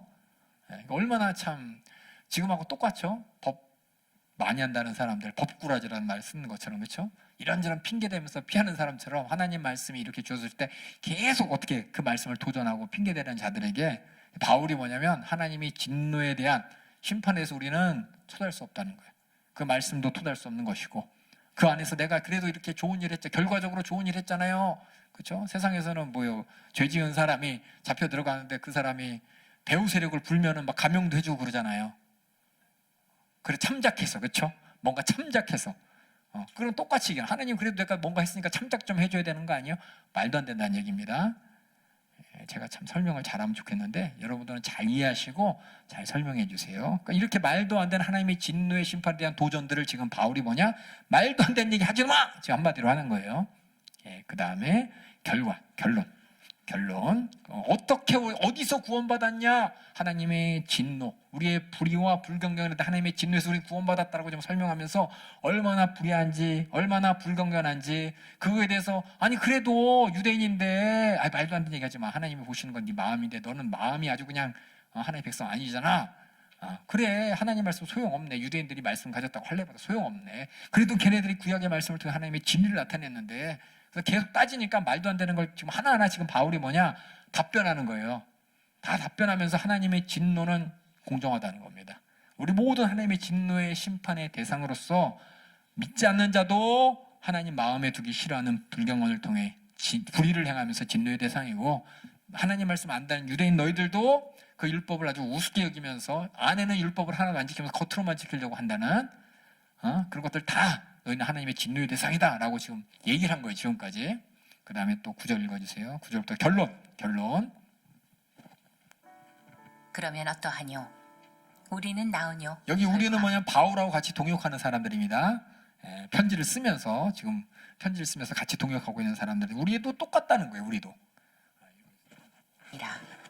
유대인이나 헬라인이나 다 죄 아래 있다고 우리가 이미 선언하였느니라. 기록한 바 의인은 없나니 하나도 없으며 깨닫는 자도 없고 하나님을 찾는 자도 없고 다 치우쳐 한 가지로 무익하게 되고 선을 행하는 자는 없나니 하나도 없도다. 저희 목구멍은 열린 무덤이요 그 혀로는 속임을 베풀며 그 입술에는 독사의 독이 있고 그 입에는 저주와 악독이 가득하고 그 발은 피 흘리는 데 빠른지라. 파멸과 고생이 그 길에 있어 평강의 길을 알지 못하였고 저희 눈앞에 하나님을 두려워함이 없느니라 함과 같으니라. 우리가 알거니와 무릇 율법이 말하는 바는 율법 아래 있는 자들에게 말하는 것이니 이는 모든 입을 막고 온 세상으로 하나님의 심판 아래 있게 하려 함이니라. 그러므로 율법의 행위로 그의 앞에 의롭다 하심을 얻을 육체가 없나니 율법으로는 죄를 깨달음이니라. 그래서 뭐냐, 율법에 있는 자나 아는 자는 모두가 뭐냐, 하나님의 진노의 대상이라는 겁니다. 아무리 율법 내가 지켰어요 할지라도 그 율법이 너를 의롭게 하는 것이 아니라 죄를 깨닫게 하는 것이기 때문에 누구도 하나님의 진노의 심판의 대상에서 벗어나는 사람이 없다는 것입니다. 그래서 우리가 구약의 말씀을 보면 우리는 참 아브라함이 잘한 모습만 보여요. 그렇죠? 아브라함 잘했어. 노아 잘했어. 또 누구야? 모세 잘했어. 다윗 잘했어. 우리는 다 그 모습만 보잖아요. 그렇죠? 근데 가만히 보면은 얼마나 하나님한테 잘못한 모습도 얼마나 많은지 몰라요. 그래도 하나님께서 끌어가시는 겁니다. 그들이 불의하지만 하나님께서 은혜로 끌어가는 거예요. 그들의 믿음 가운데 자꾸 하나님을 도전했지만은 돌이키고 회개하고 다시금 하나님의 은혜로 내려가는 그 모습을 보고 계속 끌어가는 거예요. 다윗이 얼마나 많은 범죄를 정했습니까? 우리는 다윗이 하나님께 잘했다는 거, 골리앗 그 얘기만 생각나죠? 근데 다윗이 밧세바도 가늠하고, 그렇죠? 그 아들 잘못해갖고 자식 때문에 나라가 막 들썩이고, 더 나가서 하나님 앞에 교만해가지고, 야 내가 얼마나 큰 역사를 이뤘나, 한번 야 나가갖고 지금 내가 우리나라가 지금 재정 상태가 어떤지 한번 검사 좀 해봐. 자랑하려고, 자기 자랑하려고 인구조사 한번 했어요. 근데 하나님께서 보실 때 그 마음을 알죠. 뭐냐, 너 잘난 거 자랑하려고 했다는 거 알고 하나님께서 혼내세요.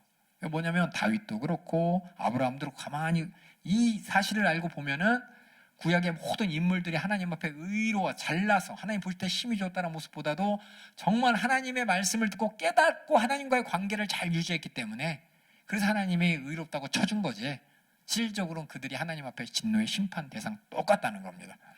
그래서 우리도 마찬가지고, 그래서 우리가 성경을 읽을 때 야 모세가 잘한 게 뭐냐, 하나님한테 잘한 것밖에 없어요. 하나님 말씀에 순종한 것밖에.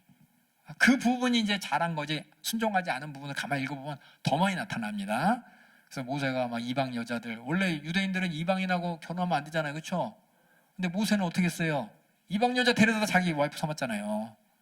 하나님 볼 때 얼마나 속상한 일인데, 그래도 하나님께서 모세의 심중 가운데 하나님을 인정하는 그 부분을 보시고 쓰신 것이지, 어느 누구도 하나님 앞에 막 정말 예수님 말고는 하나님 보실 때 정말 의롭다 할 사람이 하나도 없다는 겁니다.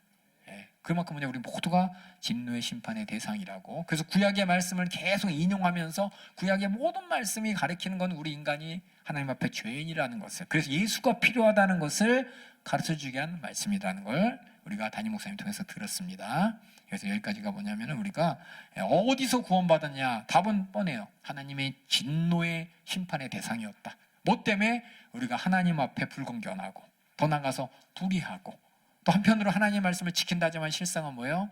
하나님의 말씀을 남을 정죄하기에 바쁘지만 실상은 내가 그런 죄를 지은 사람이었고, 누구도 부인할 수 없는 하나님의 진노의 심판의 대상이었어, 죄인이었어 라는 것이 바울이 내가 전하는 복음의 기초예요. 그래야 뭐냐, 우리가 그 다음부터 뭐예요?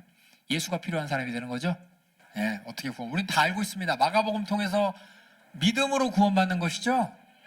믿음으로 구원받는다라는 말이 있고, 또 하나는 하나님의 은혜로 구원받는다라는 말이 있어요. 이거에 대해 잠깐 정리하면은 여러분하고 같이 나누고 싶은 게, 하나님과의 관계 가운데 우리가 마가복음을 통해서 하나님과 우리 예수님이었죠. 예수님과 문제를 가진 많은 사람들의, 다시 한번 정리할게요. 관계 가운데 여기서는 하나님의 주권을 인정하고, 그렇죠?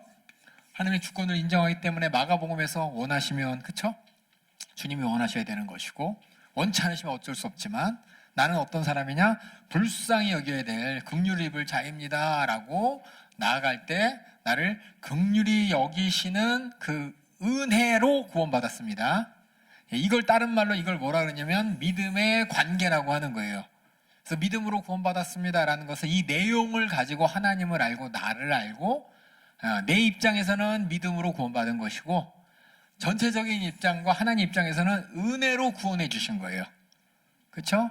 나는 여기서 이런 자세를 갖고 기다리는 게 믿음인 것이고, 하나님 이 약속 가운데 나를 응답하셔서 나를 구원하신 게, 이게 우리가 죄를 들고, 그렇죠? 우리가 십자가의 사건을 통해서 얼마나 불쌍한 사이인지 알았어요. 얼마나 죄인지를 깨달았어요. 그런데 예수님께서는 잡히기 전날 밤에 피의 언약을 주셨죠. 그렇죠? 죄 사함의 언약을 주셨습니다. 이 피는 너희 죄를 사는 언약의 피다. 예, 그게 뭐냐면 하나님과 우리 관계 가운데 언약을 통해서 우리는 하나님의 백성이 되는데 죄 사함 받아서 하나님의 백성이 될 수 있는 그 예수님의 대속의 은혜의 약속을 주셨어요. 그 약속을 붙잡고 우리는 하나님께 이 십자가를 통해서 나아갈 때 이 죄를 사해 주실 수 있는 하나님께서 우리를 죄 사해 주시는 이 사건을 은혜로, 그래서 믿음으로 은혜로 같은 말이에요. 믿음으로는 내가 하나님 앞에 어떤 모습으로 라는 말이에요. 사실은 은혜로라는 것은 하나님께서 나를 불쌍히 여기셔서 구원해 주셨다라는 하나님의 주권으로 말미암아 이루어지고 내가 권리로 주장할 수 없다는 겁니다. 우리 구원을 나 구원 빨리 해주셔야죠, 이거 주장할 수 없다는 거예요. 하나님의 처분 하에서 우리가 은혜로 구원받았다는 겁니다. 그래서 우리가 21절부터 이렇게 한번 읽어보도록 하겠습니다. 그래서 3장 21절부터 4장까지는 우리가 그래서 어떻게 구원받았나 이미 다 알고 있어요. 믿음으로 구원받았다. 오직 의인은 믿음으로 말미암아 살리라. 이 말은 믿음으로 구원받는다는 그 얘기를 여기서 이제 구체적으로 이제 합니다. 우리 21절부터 우리 24절까지 한번 읽어주세요. 이제는 율법 외에 하나님의 한 의가 나타났으니 율법과 선지자들에게 증거를 받은 것이라. 곧 예수 그리스도를 믿음으로 말미암아 모든 믿는 자에게 미치는 하나님의 의인이 차별이 없느니라. 모든 사람이 죄를 범하였음에 하나님의 영광에 이르지 못하더니 그리스도 예수 안에 있는 구속으로 말미암아 하나님의 은혜로 값없이 의롭다 하심을 얻은 자 되었느니라. 이게 참 짧아요. 21절, 22절, 23절, 24절인데 이 안에 어떻게 구원받았는지를 설명합니다. 첫 번째는 율법의 한 의가 나타났다고 설명했죠. 우리가 마가복음을 통해서 예수님이 제2의 모세였잖아요. 그렇죠? 모세가 하나님의 말씀을 전하고 하나님과 율법의 관계, 언약의 관계를 맺어준 사람이었죠. 그렇게 하나님의 백성이 되는 권리를 유대인들이 갖게 되었습니다. 그렇죠? 그래서 그들이 어떻게 했어요? 율법을 통해서 하나님의 뜻을 알고 죄를 찾았을 때는 제사 있죠. 제사. 죄를 들고 가서 동물을 대속물로 드리면서 회개해서 죄 사함 받는 의를 얻었는데 이제 여기 보면은 율법 외에 하나님의 한 의가 나타났으니 이 말은 율법이 아닌 복음을 통해서, 다시 말해서 예수 그리스도 통해서 예수님께서 모세가 이스라엘 백성들에게 율법과 회개할 수 있는 제사 법칙을 가르쳐 주신 것처럼 율법의 한 의, 예수님이 가르쳐 주신 복음을 통해서 우리는 뭐냐면은 죄 사함 받을 수 있는, 죄가 뭔지 알게 되는 것이고 죄 사함 받을 수 있는 방법을 갖게 되는 것이 바로 율법의 한 의가 나타났으니 예수님이십니다. 율법과 선지자들에게 증거를 받은 것이니라. 이 말은 아까 얘기했지만 어느 날 갑자기 예수님이 짠 하고 나타난 것이 아니라 구약에 예수님께서 우리 죄를 대속하심을 미리 하나님께서 다 말씀해 주셨죠. 그래서 우리가 이게 믿을 수 있게 된 거예요. 예수님이 그렇게 말씀하신 것만 가지고는 믿을 수 없는 우리 인간을 알아, 하나님이. 그래서 수많은 역사의 사건을 통해서 우리를 구원하실 예수님이 어떻게 구원하실지 이사야 53장을 통해 말씀하여 주시고, 또 제2의 모세가 왔을 테니까 그를 보고 그 말을 잘 듣고, 또 그가 어떻게 고난받고 죽을지 시편의 기자를 통해서 다윗이 예언한 대로 또 그렇게 죽으시고, 그래서 율법과 또 선지자와 또 시편의 글을 통해서 우리가 예수님께서 우리 죄를 대속하여 주신 하나님의 약속대로 오신 구세주구나라는 걸 알 수 있는, 그것이 율법과 선지자들에게 증거를 받은 것이니라 라고 했습니다. 이게 이제 제일 중요해요. 예수님이 이 땅에 왜 오셨죠? 예수님이 이 땅에 오셔서 전도하러 오셨잖아요. 그렇죠? 전도하러 오셨어요. 전도할 때 예수님께서는 자기 얘기를 그냥 혼자 하신 것이 아니라 구약 말씀을 계속 들이대면서 가르쳐 주셨습니다. 그래서 우리 예수님께서 그걸 우리가 알 수 있는 게 뭐냐면 예수님이 부활하셨잖아요. 부활하고 승천까지 40일 동안 있으셨죠? 40일 동안 예수님이 하신 일이 뭘까요? 병 고치셨나요? 쫓아다니는 사람들 병 고치시고 죽은 자 살리시고 귀신 떠나버리셨나요? 성경 기록 안 돼 있죠? 예수님이 하신 일이 뭐냐? 그게 예수님이 이 땅에 오셔서 진짜 해주고 싶은 일이었어. 부활하셔서 승천하기까지도 그 일을 하셨어요. 우리 누가복음 24장 44절부터 우리 한번 또 본문을 한번 읽어볼 거예요. 누가복음 24장 44절부터. 지금 이거 예수님 부활하신 다음에요. 부활하시고 제자들과 함께 나눈 얘기입니다. 읽어주세요. 또 이르시되 내가 너희와 함께 있을 때에 너희에게 말한 바 곧 모세의 율법과 선지자의 글과 시편의 나를 가리켜 기록된 모든 것이 이루어져야 하리라 한 말이 이것이라 하시고 이에 저희 마음을 열어 성경을 깨닫게 하시고 성경 구약이죠, 그렇죠? 읽어주세요. 또 이르시되 이같이 그리스도가 고난을 받고 제3일에 죽은 자 가운데서 살아날 것과 또 그의 이름으로 죄사함을 얻게 하는 회개가 예루살렘으로부터 시작하여 모든 족속에게 전파될 것이 기록되었으니 너희는 이 모든 일의 증인이라. 그러니까 예수님을 우리가 증인할 때, 예수님을 전할 때 앞에 있는 이거 전하는 거예요. 모세의 율법, 선지자의 글, 시편에 하나님이 말씀하신 대로 예수님께서 우리를 위해 고난 받으시고 죽으시고 3일 만에 부활하셨고 그 죽음이 뭐냐? 우리의 죄 사함을 얻게 하는 회개하게 하려고, 그렇죠? 죄 사함 받게 하시려고 우리 회개를 통해, 이게 우리가 얘기하는 이 믿음이죠, 그렇죠? 믿음으로, 그렇죠? 은혜로 이렇게 회개해서 구원받게 하시려고, 이 구원을 예루살렘부터 모든 족속에 전파되는 것이 바로 제자들에게 주신 해야 될 일이라는 겁니다. 그래서 우리가 전하는 게 예수 믿으세요, 맞아요, 그렇죠? 예수 믿고 천국 가세요. 근데 사람들이 그걸 어떻게 받아들여요? 예수 믿고 천국 가세요, 그럼 어떻게 받아들여요? 아, 교회 다니면 천국 가나 보다 이렇게 생각하죠. 예수 믿는 게 뭔지 모르잖아요. 예수 믿는 거는 예수님이 이 땅에 왜 오셨는지, 예수님 이 땅에 오셔서 고난 받으시고 죽으시고 부활하심으로 무엇을 하셨는지, 그게 우리가 회개케 할 수 있는 죄 사함을 이루게 하는 회개를 우리에게 드러내는 게 예수님 이 땅에 오신 이유고, 우리가 예수 전하는 거기 때문에 우리가 진짜 회개 없이는 예수님을 믿는다고 할 수 없는 겁니다. 회개를 통해 죄 사함 받는 게 뭐냐? 하나님께서 예수님을 이 땅에 보내신 목적인 것이고, 그 회개가 그냥 자책이 아니라, 알겠지만 얘기했잖아요, 그렇죠? 하나님 우리에게 주신 약속 붙잡고, 예수님이 누군지를 알고, 예수님이 왜 죽으셨는지를 알고, 그 앞에서 내 죄를 끌어내놓고, 그렇죠? 믿음으로 내가 얼마나 하나님 앞에 불쌍한 존재인지를 고백해 가면서 하나님의 긍휼을 구하면서, 하박국의 오직 의인은 믿음으로 살리라, 그 모습처럼 하나님의 진노의 심판을 내가 십자가를 통해 확인하고 그 안에 내가 죄사함 받는 약속을 붙잡고 살려달라고. 그래서 담임 목사님이 회개, 살려달라고 회개해야 돼 그러잖아요, 그렇죠? 두 손 들고, 이게 뭐냐? 항복의 표시잖아요, 그렇죠? 그렇게 우리가 기도하고 회개해서 성경대로 죄사함 받는 것이 뭐냐? 우리가 예수 믿는 것이고, 그렇게 우리가 천국에 올 때 심판의 대상이 아니라, 진노의 심판의 대상이 아니라 하나님 나라의 백성으로 하나님과 영원히 거할 그곳으로 우리가 들어갈 수 있게 되는 것이니, 이게 뭐냐? 예수님께서 제자들에게 부활한 다음부터 승천하기까지 이 얘기하신 거예요, 이 얘기. 예수님이 십자가 달려 죽기 전에도 계속 이 얘기하셨고, 회당에서 얘기하시고, 그렇죠? 사람들 만나서도 얘기하시고. 여러분들이 이것이 뭐냐? 이것을 증거받은 거래죠. 여기 21절에 보면은 오늘 본문에 율법의 하나님의 한 의, 바로 예수님을 통해 우리가 믿음에 이르는 이 복음을 알게 됐고, 율법과 선지자의 증거를 받은 것이니라. 예수님도 그렇게 말씀하셨어요. 곧 예수 그리스도를 믿음으로 말미암아. 쉬워요. 예수 그리스도를 믿음으로 말미암아. 이 말에는 예수님 아까 얘기했던 그 모든 내용이 다 들어있어야 됩니다. 그리고 모든 믿는 자들에게 미친 하나님의 의인이 회개하여 죄사함 받는 의인이 차별이 없느니라. 아까 얘기했죠. 모든 사람이 죄를 범하였으면 하나님의 영광에 이르지 못한다고 아까 진단했죠. 어디서 오셨는지. 그런데 우리는 예수 그리스도 예수 안에 있는 구속으로 말미암아. 이 구속이 죄에서의, 그렇죠? 죄사함의 구속이죠. 말미암아 여기 하나님의 은혜로 의롭다 하심을 얻은 자가 되었느니라. 그래서 저 맨 위에 처방하면 믿음으로 하나님의 은혜로 의롭게 되었다 이렇게 썼죠. 믿음으로, 이 말은 우리 입장이고, 하나님께서 그래서 은혜로 우리를 의롭게 여기신, 구원하신 이 사건이, 그래서 믿음으로 얘기하지만 사실은 가려 열고 은혜로 같이 들어가는 겁니다. 믿음으로 하면 내가 한 것 같잖아요, 그렇죠? 내가 한 게 아니라 하나님께서 하신 것이죠. 그래서 우리 하나님의 은혜로라는 말로 같이 읽으셔야 되는데, 이거 이제 교리 배우면 다 믿음으로 구원받아, 믿음으로. 그러니까 내가 인지적으로 지식적으로 인정하면 내가 구원받는구나 라면서 내가 뭘 믿어야 되는지, 하나님과의 관계, 믿음의 관계가 뭔지도 그냥 무시한 채 나 교회 와서 예수 믿어요 하면 구원받는구나, 이렇게 오해한다는 거예요.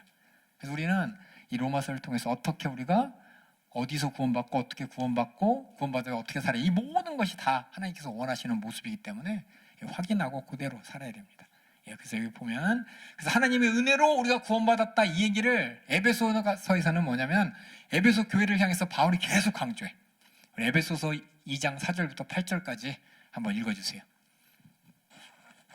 긍휼에 풍성하신 하나님이 우리를 사랑하신 그 큰 사랑을 인하여 허물로 죽은 우리를 그리스도와 함께 살리셨고 너희가 은혜로 구원을 얻은 것이라. 여기서 보면 너희가 은혜로 구원을 얻은 것이라 이렇게 얘기했죠.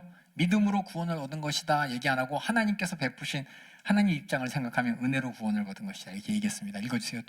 또 함께 일으키사 그리스도 예수 안에서 함께 하늘에 앉히시니 이는 그리스도 예수 안에서 우리에게 자비하심으로써 그 은혜의 지극히 풍성함을 오는 여러 세대에 나타내려 하심이니라. 너희가 그 은혜를 인하여 믿음으로 말미암아 구원을 얻었나니. 이 말이 맞아요. 은혜로 인하여 믿음으로 말미암아 구원을 얻었나니. 그래서 은혜로 구원받았습니다. 믿음으로 구원받았습니다. 이게 통용되는 겁니다. 통용되는 표현이에요. 읽어주세요. 이것이 너희에게서 난 것이 아니요 하나님의 선물이라. 이렇게 어떻게 구원받았냐? 우리 입장에서는 믿음으로. 하지만 이 전체적인 그림에서 하나님 입장에서는 은혜로 구원받았다는 거. 이게 이제 우리가 구원받은 것입니다. 말이 안 되잖아요. 생각해보세요. 구원받으려면 이게 어려운 게 뭐냐면 다른 종교들은 내가 구원받기 위해서는 내 의가 필수입니다. 하나님께서 은혜로 구원해 주셨다. 그건 별로 생각 안 하고 구원받기 위해서 내가 뭐 해야 돼요? 예를 들어서 신천지 뭐예요? 내가 구원받기 위해서 뭐 해야 돼요? 뭐 해야 돼요? 주님 이만희 말귀 잘 들어야 돼. 이만희 따라가야 돼. 그들에게 있어서 은혜로 구원받았다라는 것보다도 그들에게 뭐냐? 마지막 때에 내가 뭐 해야 되냐? 요거에 집중하고 있는 거야. 우리가 마지막 때에 신앙생활하니 은혜에 감사해서 하는 거죠. 근데 거기는 은혜가 없어요. 은혜가 예수님의 십자가의 대속의 은혜 없이 신천지는 그냥 이만희대로 마지막에 뭔지 그냥 신부처럼 돼. 그 신부가 뭔데? 저 이만희 말, 그 이만희가 계시하는 사람이고 그가 계시의 영이니까 그 이만희 말만 잘 들어야 돼. 그래서 이만희 말 잘 들었어? 안 들었어? 그래서 집에서 나와서 여기 잘 합숙하는데 모였어? 안 모였어? 뭐 이거만 강조하는 거죠. 무슨 얘기인지 잘 들으셔야 돼요. 그렇죠?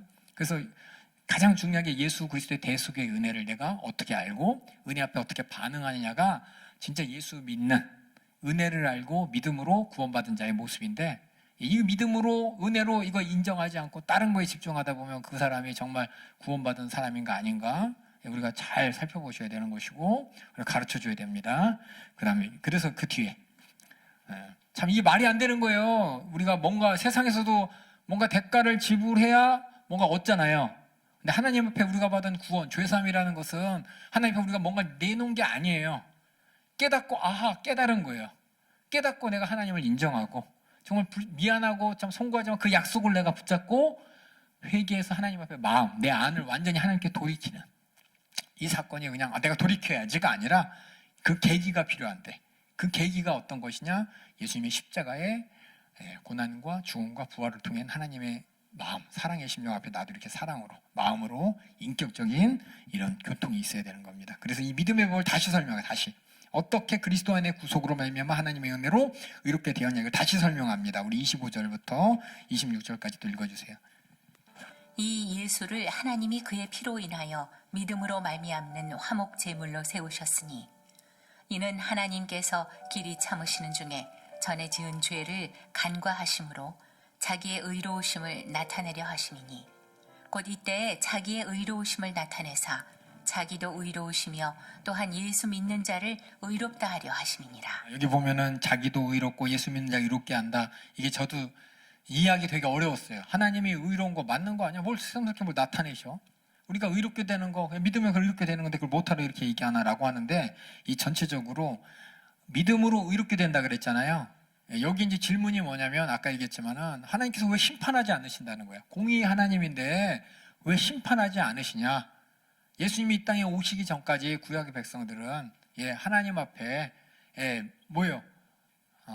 경험했잖아요. 그들이 역사를 통해서 그들이 하나님 앞에 어떻게 했어요? 떠났을 때 그들이 엄청나게 심판받고 선지자의 회개를 통해서 회개를 다시 하나님과의 관계가 회복되고 이걸 계속 경험했잖아요. 경험했는데 그들 경험을 통해서 우리가 하나님과 이런 관계구나 알 수 있는데 나머지 모든 사람들 있잖아요. 나머지 모든 사람들 하나님께서 바로 하나님과 상관없다고 바로 심판하시는 것이 아니라 기다리시고 내버려 두시고 회개할 기회를 주신 이 모든 것이 가만히 놔두면 뭐냐면은 하나님 너무 불공평한 거야. 하나님이 의로우신데 왜 심판하지 않으십니까? 라는 게 누구의 참소냐면 마귀의 참소입니다. 마귀하고 인간하고 하나님이 지으신 똑같은 피조물인데 마귀는 하나님 앞에 도전할 때 직접적인 심판으로서 하나님과의 관계가 벌어지고 함께 있을 수 없는 존재가 되어버렸습니다.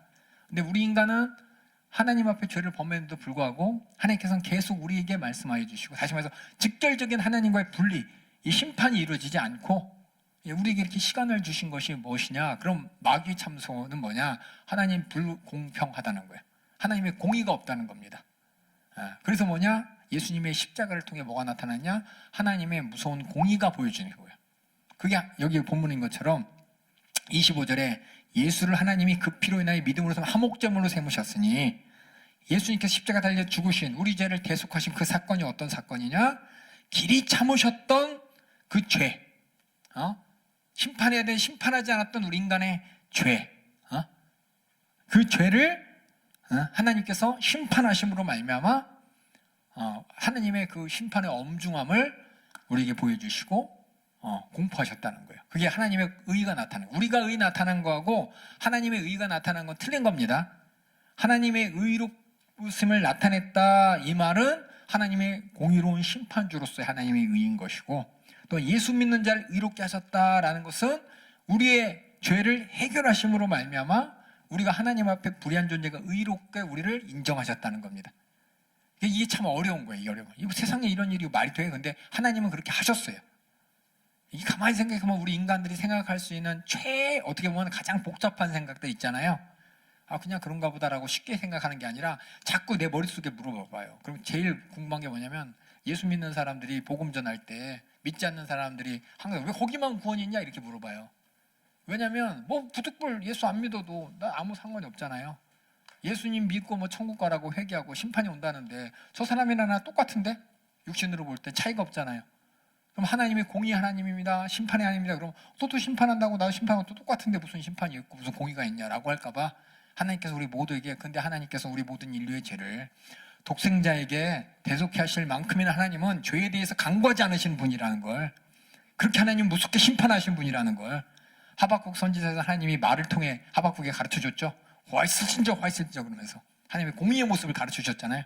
마찬가지로 우리에게는 예수님의 십자가를 통해서 하나님의 공의가 이루어졌고, 누구도 부인할 수 없습니다. 얼마나 하나님의 공의가 무서운지, 죄 없으신 하나님의 아들이 우리 죄를 뒤집어 썼는데 그렇게 무섭게 십자가의 고난으로 아들도 가차없이 십자가에 죽일 만큼이나 죄에 대해서 간과하지 않으신 분인데, 그 예수님이 부활하심으로 우리 모든 죄가 해결됐잖아요.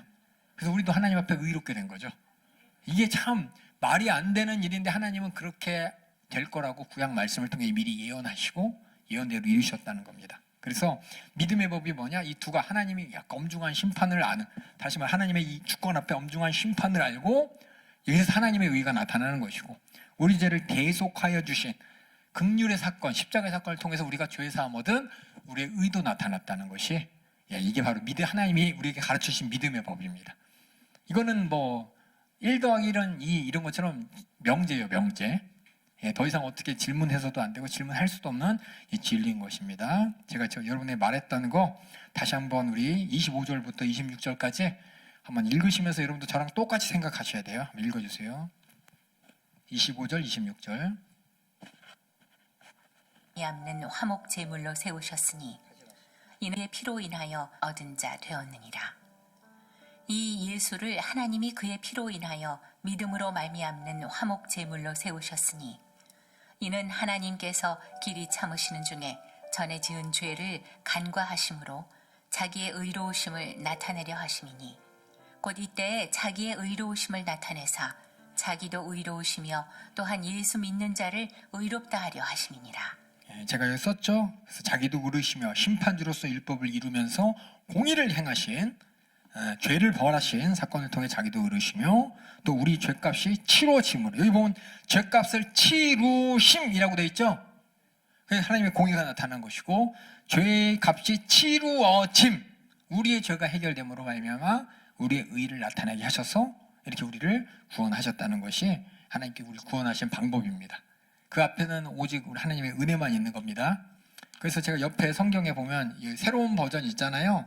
이렇게 생긴 거, 옛날 거 말고 여기다 제가 추가 구절을 넣었는데 뭐냐, 믿음으로 구원받는다는 구절 말고 은혜로 구원받았다는 구절을 다 찾았었어요.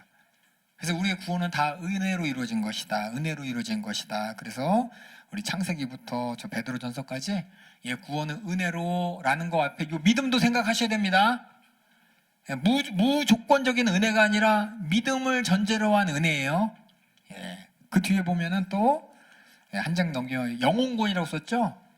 우리 구원받은 것이 세상 사람들은 뭐 구원받았어? 어떤 뭔지 모르지만 그럼 앞으로 이제 부자 되는 것이고 앞으로 내가 하는 일 잘 되는 것이고 앞으로 세상 사람들처럼 마가 껴가지고 그쵸? 액 같은 게 있어가지고 만드는데 이게 다 사라졌으니까 이제 앞으로 평통한 거야. 그게 아니라 우리 영혼이 구원받았다는 거죠.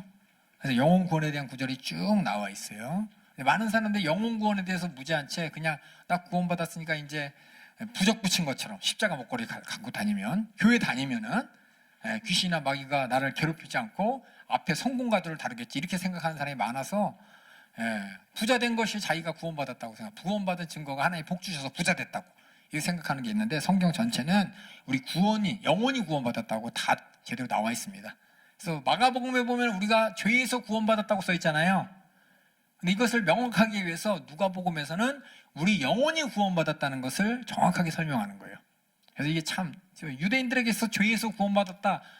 왜냐하면 유대인들에게서 항상 율법이 항상 의식하잖아요. 율법을 의식하기 때문에 유대인들에게서는 죄에서 구원받았다 그러면은 하나님께서 나를 구원하실 그 의미를 아는데 예수 믿지 않았던 이방인들에서는 죄에서 구원받았다는 것이 내가 무슨 죄인이야 라고 하고 내가 무슨 구원이야 라고 하는데 이방인들에게 뭐가 있냐면은 이 원론이 있죠. 물질과 또 물질 아닌 세상의 이원론적인 세상을 바라보는 철학사상이 있어요. 그래서 우리 인간이 보이는 부분, 보이지 않는 부분이 있다라는 것까지 돼 있는데 보이지 않는 부분에 구원받았다는 것에 대해서 강조하기 위해서 이방인을 위해 쓴 누가복음은 영혼구원을 강조해요. 죄에서의 구원 더하기 영혼구원을 계속해서 얘기하기 때문에 마가복음에 없는 부자와 나사로 비유도 있고 그렇죠? 영혼에 대한 비유가 누가복음에 많이 있습니다. 그래서 이제 영혼구원에 대한 걸 쭉 썼고요. 그 다음에 이렇게 구원받았으니 그 다음에 이제 얘기하는 거예요. 유대인에게 이 구원에 대한 추가 설명이 이제 유대인에게 27절부터 이루어집니다. 27절부터 읽어주세요. 그런즉 자랑할 데가 어디뇨? 있을 수가 없느니라. 무슨 법으로냐? 행위로냐? 아니라 오직 믿음의 법으로니라. 믿음의 법이로다. 이 말은 뭐냐? 은혜로 구원받았다는 겁니다. 유대인들은 율법을 내가 지켰다고 자랑하잖아요. 그렇죠? 자기가 했으니까. 근데 믿음의 법은 은혜로 구원받았기 때문에 자랑할 게 없다는 거예요. 그 다음에 읽어주세요. 그러므로 사람이 의롭다 하심을 얻는 것은 율법의 행위에 있지 않고 믿음으로 되는 줄 우리가 인정하노라. 하나님은 홀로 유대인의 하나님뿐이시뇨 또 이방인의 하나님은 아니시뇨 진실로 이방인의 하나님도 되시느니라. 할례자도 믿음으로 말미암아 또는 무할례자도 믿음으로 말미암아 의롭다 하실 하나님은 한 분이시니라. 여기까지 들고 보면 야 율법 필요 없네. 그렇죠? 그렇게 생각할까봐 이방인들에게 31절에 얘기합니다. 읽어주세요. 그런즉 우리가 믿음으로 말미암아 율법을 폐하느뇨 그럴 수 없느니라. 도리어 율법을 굳게 세우느니라. 율법을 굳게 세운다는 말이 무엇인지 우리는 율법과 복음의 조화를 통해서 우리 연세조각의 성도는 다 들었어요. 그렇죠? 우리가 예를 들어서 이거예요. 우리 집에 이제 제가 우리 애기들한테 야 너희들 밤 10시까지는 다 들어와야 돼. 통금이 10시야 이렇게 얘기했어요. 그럼 아이들이 10시예요? 그러면 이제 막 불만불평 10시면 어떻게 돼요? 9시 50분부터 막 뛰겠죠? 그렇죠? 이게 율법이에요, 율법. 아빠한테 안 혼날라고 10시 전까지 들어가야 돼. 그래서 9시 50분에 막 들어오면서 안 늦었죠? 이러고 10시에 딱 들어와서 10시잖아요. 10시 안 넘었잖아요. 10시 2초, 3초 넘어간 거잖아요. 안 넘었다 막 우겨대고 안 혼내려고 하는 게 이 시간 지키는 거고. 근데 애들이 이제 부모님 심정을 알잖아요. 늦게 오면 엄마 아빠가 걱정한다. 걱정을 어떻게 하냐? 늦으면 어떡하나? 뭔 일 나면 어떡하나? 지금은 이제 핸드폰이 있으니까 다 여러분들이 어딨냐 이렇게 얘기하지만 옛날에 없었잖아요. 없으니까 좀만 늦어도 엄마 아빠가 집에서 걱정하잖아. 이거 무슨 일 난 거 아니야? 뭐 유기당한 거 아니야? 뭐 사고 난 거 아니야? 막 걱정이 많잖아요. 이걸 알면은 10시가 중요한 게 아니라 엄마 아빠 걱정하지 않게 미리 들어오잖아요. 10시가 중요한 게 아니라 어머니 아버지 마음이 중요한 거죠. 이게 뭐냐면 철든 사람이잖아요.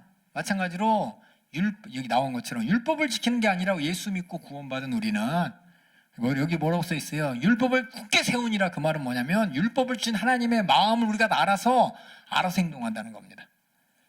이게 복음, 율법과 복음의 조화에서 우리가 행하는 믿음으로 행하는 행위에 대해서 야고보도 설명하고 있지만 이 말 뜻이에요. 우리가 믿음으로 말미암아 율법을 폐하느냐? 믿었다고 해서 율법이 필요 없는 게 아니라 오히려 율법을 더 잘 지킨다. 그렇죠? 우리 연세중학교 맨 처음에 저희 연희동에 있을 때 주일 예배가 11시 한 번, 저녁 예배 한 번 있었어요. 그렇죠? 그럼 어떻게 했어요? 아침에 예배 시간 조금 일찍 이제 예배원 드리고서 준비하고 예배 드리고 나서 뭐 했죠? 칼국수 먹고 그 다음에 시간 있다가 집에 갔어요. 저녁 예배가 늦으니까 근처 이제 집에 갔다 쉬었다 저녁 예배 오고 그랬었어요. 처음에는. 근데 점점 시간이 지나면서 1부 생기고 2부 생기고 3부 생기고 4부 생기고 최근에 5부 예배도 생겼죠. 하루 종일 이제 교회 그냥 붙잡아 놓고 있죠. 그렇죠? 이게 이제 세상에서 율법적으로 보면 왜 이렇게 힘들게 하는 거야 라고 하지만 정말 율법이 내 안에서 더 굳세지고 하나님의 심정을 알면 야 5부 예배도 생겼다 이렇게 되는 거죠. 그렇죠? 끄덕이시는 분들인데 어떤 분들은 이런 분들인데 아니에요. 5부 예배도 생겼다 이거예요. 담임 목사님이 1부부터 우리 줄 성수해야 됩니다. 그러면 2부 예배 한번 드리면 되지가 아니라 야 1부 예배도 생겼다 이렇게 되는 게 뭐냐? 우리가 율법을 굳게 세우는 하나님의 날에 주의 날에 우리가 주님 안에서 정말 세상 가운데 생각 마음 뺏기지 않고 은혜 안에 거한다는 게 얼마나 감사한 것인지 이렇게 율법을 굳게 세울 수 있는 사람이 되는 게 뭐냐? 믿음으로 은혜로 구원받은 사람이라는 겁니다. 그래서 율법을 어쩔 수 없이 12시까지 10시까지 와야 돼? 안 오느라고 그냥 10시까지 막 뛰어다니는 사람이 아니라 왜 어머니가 10시까지 늦지 말아라 한 이유가 더 일찍 들어오라는 거죠. 그렇죠? 적어도 10시까지 와야 엄마 아빠가 마음이 근심이 덜 한다는 거죠. 지금은 뭐 1시 자고 12시 자고 그러지만 옛날에는 9시 되면 딱 잤잖아요. 그렇죠? 저녁에 다 모여서 밥 먹어야 되잖아요. 저도 이제 저녁에 집에서 밥 먹는데 한 사람 없으면 엄마 아빠 걱정하고 난리 나는데 지금은 당연히 밥을 다 알아서 먹고 그냥 잠잘 때만 왔다 잠만 자고 나가는데 이게 참 이상한 세상이죠. 그렇죠?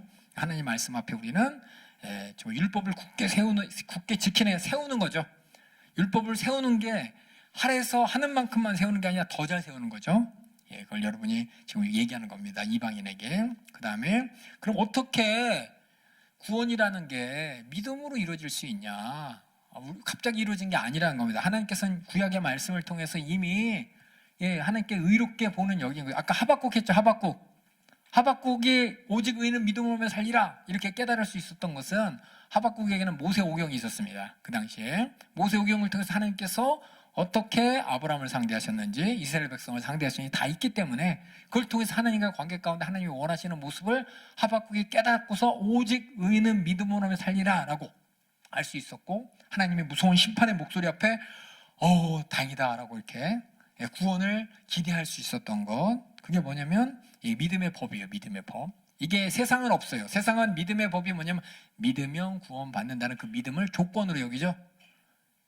그러니까 내가 믿으면 어떻게 교회 열심히 다니고 행위를 열심히 행해서 하나님께서 보실 때 율법을 잘 지키면 같은 그렇게 하면 구원받는 거야 라고 세상 사람이 생각하는데 성경에서 얘기하는 믿음의 법은 마음이죠. 우리 마음. 하나님의 관계이 마음이죠.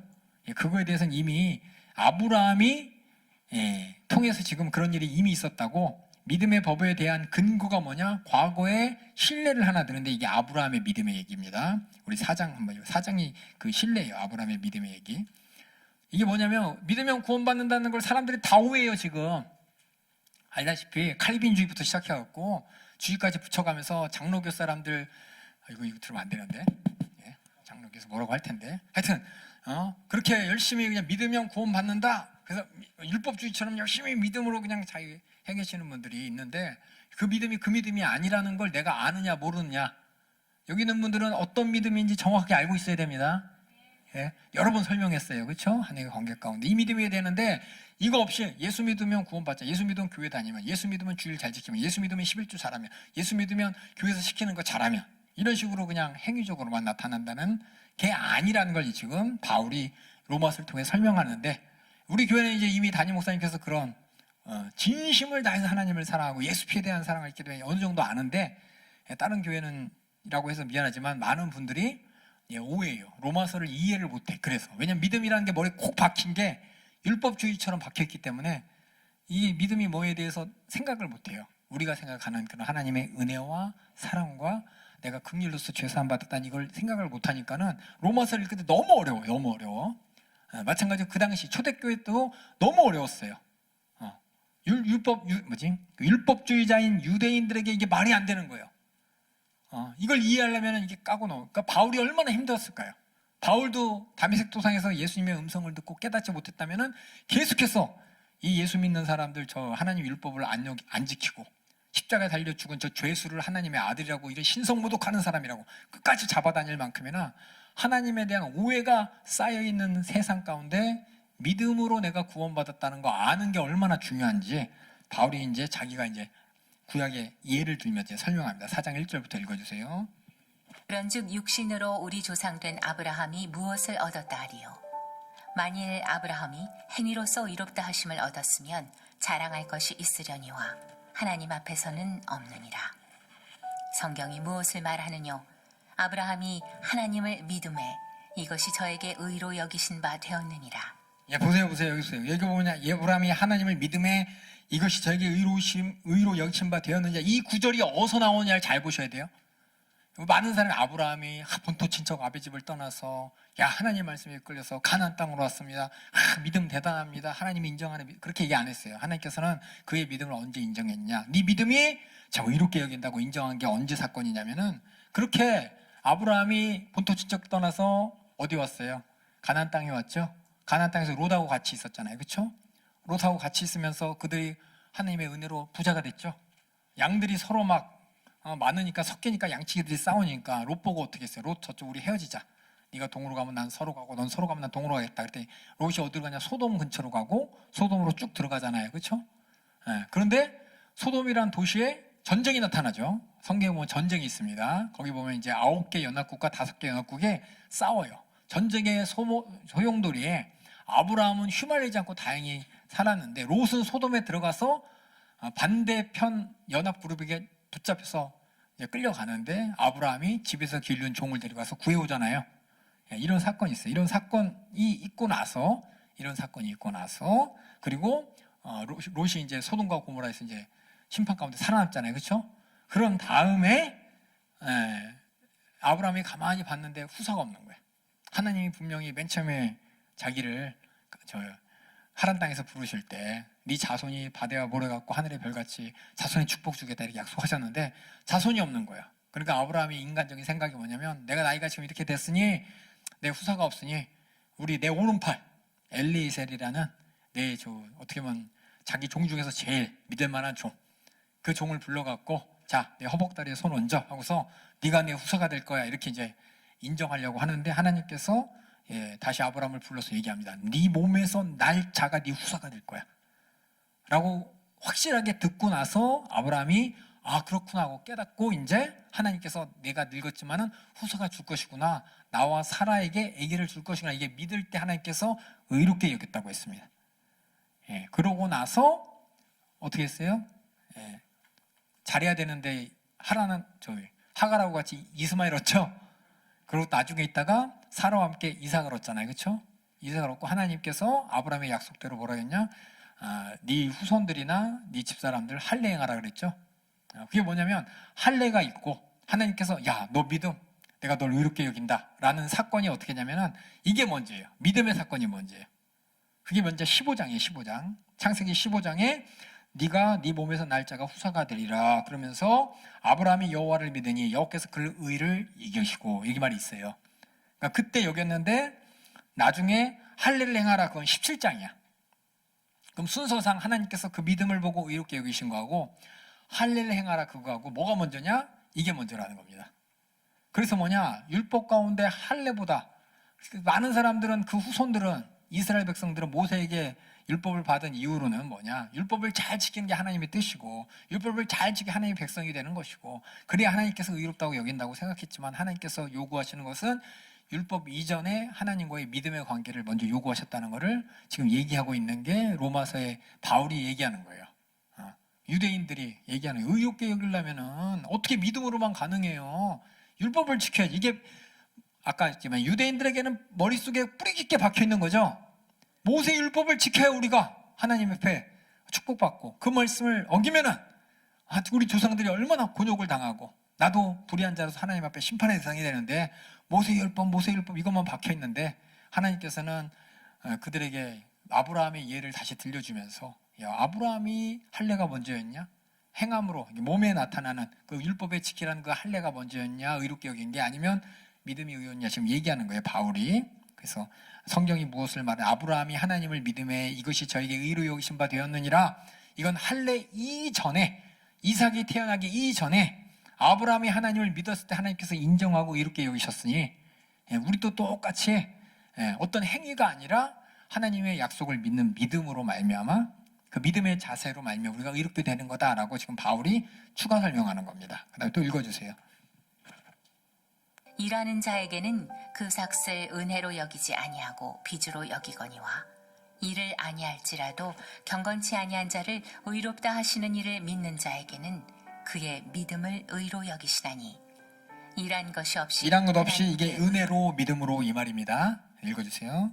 의로 여기심을 받는 사람의 행복에 대하여 다윗의 말한 바 그 불법을 사하심을 받고 그 죄를 가리우심을 받는 자는 복이 있고 주께서 그 죄를 인정치 아니하실 사람은 복이 있도다 함과 같으니라. 이렇게 믿음으로 아브라함이 의롭게 여겼는데 그 뒤에 다윗의 예를 들면서 다윗도 하나님 앞에 어떤 은혜를 입었느냐? 죄사함 받은 은혜 있죠. 죄사함 받은 은혜가 최고의 행복이었다. 그러니까 다윗에게 있어서 자신의 믿음을 통해서 하나님께서 해주신 최고의 은혜가 뭐냐? 죄사해 주신 것이라는 거예요. 밧세바의 그렇죠? 범죄했지만 하나님께서 죄사해 주셨죠. 아까 얘기했지만 3번에 걸쳐서 큰 죄를 졌지만 하나님께서 돌아올 때마다 회개할 때마다 하나님의 은혜로 죄를 사해 주셨습니다. 다윗이 내가 뭔가 죄의 대가를 치러서가 아니라 하나님의 은혜로 내가 죄사함 받은 하나님의 은혜로 죄사함 받았다는 얘기는 하나님께서 의롭게 여겼다는 겁니다. 이것이 나에겐 최고의 행복이었어 라고 다윗도 그렇게 믿음으로 의롭게 된 것을 최고의 행복으로 여기지 않았냐. 그게 자기가 죄사함 받은 거죠. 그 다음에 또 읽어주세요. 그런즉 이 행복이 할례자에게뇨 혹 무할례자에게도뇨 대저 우리가 말하기를 아브라함에게는 그 믿음을 의로 여기셨다 하노라. 그런즉 이를 어떻게 여기셨느뇨? 할례시냐 무할례시냐? 할례시가 아니라 무할례시니라. 저가 할례의 표를 받은 것은 무할례시에 믿음으로 된 의를 인친 것이니 이 말 아시죠? 믿음으로 된 것을 하나님께서 인정하면서 할례로 인치셨다. 확실하게 몸에 새겨주신 거죠. 믿음이 먼저라는 겁니다. 그 믿음의 증거로서 할례를 하라고 이렇게 인치셨다는 거예요. 그 다음 읽어주세요. 이는 무할례자로서 믿는 모든 자의 조상이 되어 저희로 의로 여기심을 얻게 하려 하심이라. 또한 할례자의 조상이 되었나니 곧 할례 받을 자에게뿐 아니라 우리 조상 아브라함의 무할례 시에 가졌던 믿음의 자취를 좇는 자들에게도니라. 우리도 마찬가지로 율법을 지키기, 율법을 하나님께서 아브라함에게 입장에서는 뭐냐면 할례를 하기 전에 믿음으로 하나님께서 의롭게 여기신 것처럼 우리 입장은 뭐냐면 하나님의 율법을 모르더라도 그 전에 하나님과의 믿음의 관계가 형성될 때 우리를 의롭게 여기시는 것이 율법을 지키냐 안 지키냐보다 먼저라는 겁니다.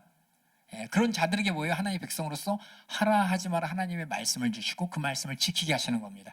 그래서 우리가 예수 믿고 나서 그다음부터 뭐예요? 하나님께서 하라 하지 마라를 더 잘 관심 있게 바라보면서 하나님 말씀에 순종하게 되는 것이지 하나님 말씀에 순종했기 때문에 내가 하나님 앞에 믿었다고 인정받는 것이고 믿었다고 의롭게 되는 게 아니라는 거예요. 읽어주세요. 아브라함이나 그 후손에게 세상의 후사가 되리라고 하신 언약은 율법으로 말미암은 것이 아니요 오직 믿음의 의로 말미암은 것이니라. 만일 율법에 속한 자들이 후사이면 믿음은 헛것이 되고 약속은 폐하여졌느니라. 율법은 진노를 이루게 하나니 율법이 없는 곳에는 범함도 없느니라.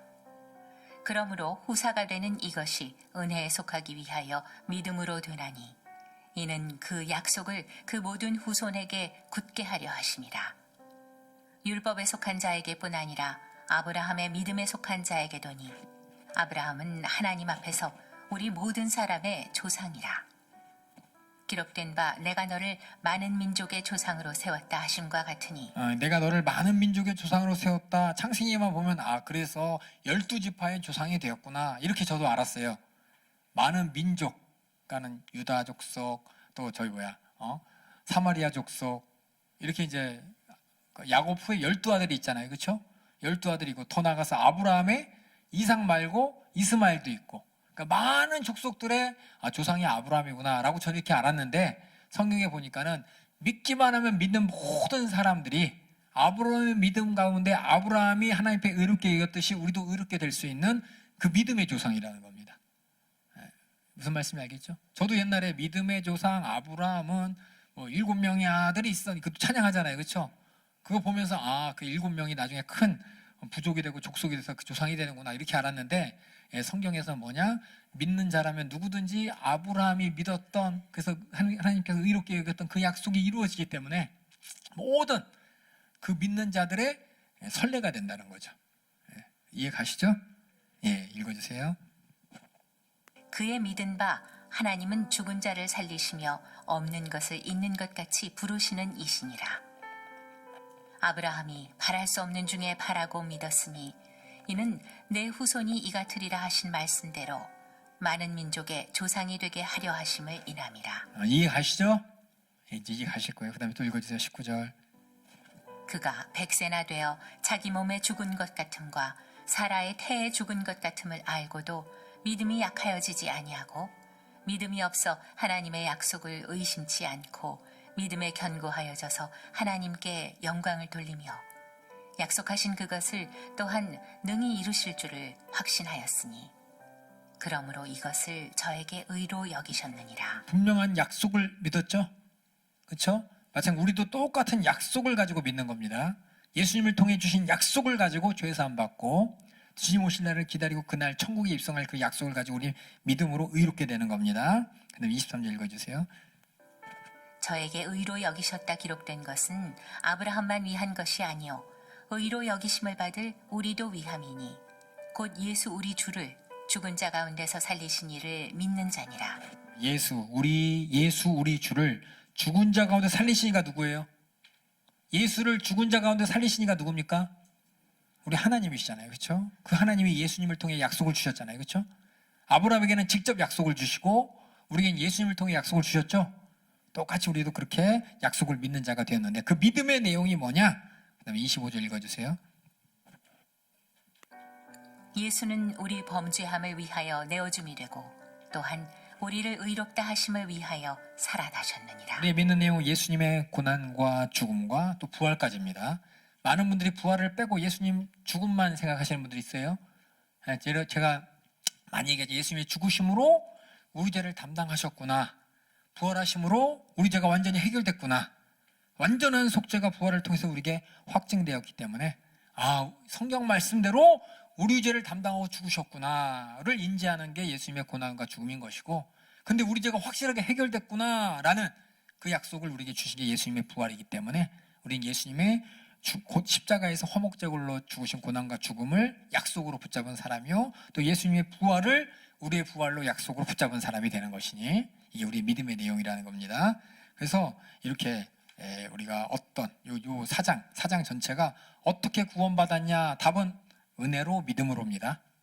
누구처럼 이거 확실히 믿을 수 있는 근거가 뭐야? 이미 하나님은 아브라함을 통해서 믿음으로 하면 의롭다는 것을 보여주셨어요. 유대인들은 그래도 율법을 지켜야 되지 않냐? 아브라함이 할례를 지키기 전부터 하나님께서 의롭게 여기셨다는 겁니다. 그래서 우리도 마찬가지로 율법을 다 지키건 하나님의 말씀을 다 지키기 이전에 먼저 우리가 뭘 가져야 되냐? 하나님과의 관계가 믿음의 관계, 은혜의 관계, 예수 그리스도를 통해 주신 그 믿음의 관계를 갖고 있을 때 예수님이 나의 대속물로서 십자가에서 고난당하시고 죽으신 사건과 예수님이 부활하셔서 내 죄를 완전히 해결하셨다는 그 약속을 내가 붙잡은 사람이 이제 구원받은 것, 하나님의 은혜로 믿음으로 구원받았다는 그것이 이제 확증된 겁니다. 그래서 우리의 믿음이, 여러분이 근거가 뭐야 물어보면 우리가 근거를 대답하셔야 돼요.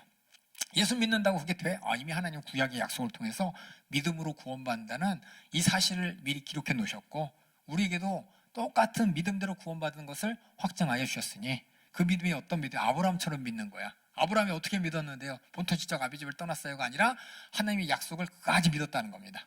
그 약속이 늙어서 후사가 없는데도, 그렇죠? 끝까지 믿어가지고 결국 하나님께서는 이삭을 주셨잖아요. 마찬가지로 우리도 지금 당장 죄에서 저주 사망에서 벗어날 그런 분명한 예수 그리스도 십자가 약속을 믿고 나중에 우리가 부활할 것을 똑같이 약속을 가지고 믿는 거, 이것이 하나님께서 보실 때 너 정말 네 죄를 사함받았다는 거 인정해? 지식적으로만 인정합니다가 아닙니다. 이런 관계적으로 인정합니다. 그리고 예수님이 부활하신 것처럼 우리가 나중에 부활할 것을 인정, 하나님의 은혜로 내가 그렇게 되죠. 인정합니다. 그래서 하나님께서 주신 모든 말씀을, 율법을 더 굳게 세우는 여기까지 나가는 게 우리의 믿음이 확실히 인정받는, 우리의 믿음이 인침받는 게 뭐냐면 우리가 열심히 행함으로 하나님의 말씀을, 하나님의 약속을, 주님의 말씀에 철저하게 순종해 가는 게 우리의 믿음을 확증하는 것이고 인침받는 거로 성령께서 그 가운데 함께 하시는 거고요. 이게 이제 우리가 어떻게 구원받았느냐에 따른 내용이에요. 답은 믿음으로, 은혜로. 이것을 쭉 여러분들이 바울이 어떻게 설명했는지 다시 한번 쭉 읽어보시기 바랍니다. 여기서 가짜 진짜 잘 분별하셔야 돼요. 믿음으로 구원받는다라는 그 믿음이 뭔지 모르면 저기 구원파나 이런 데한테 끌려가요. 은혜로라는 걸 꼭 함께 아셔야 되는 것이고, 믿는 내용이 뭐냐? 엉뚱한 사람 믿는 거 아닙니다. 우리는 예수님의 십자가의 고난과 죽음과 부활을 하나님이 신 약속으로 믿는 겁니다.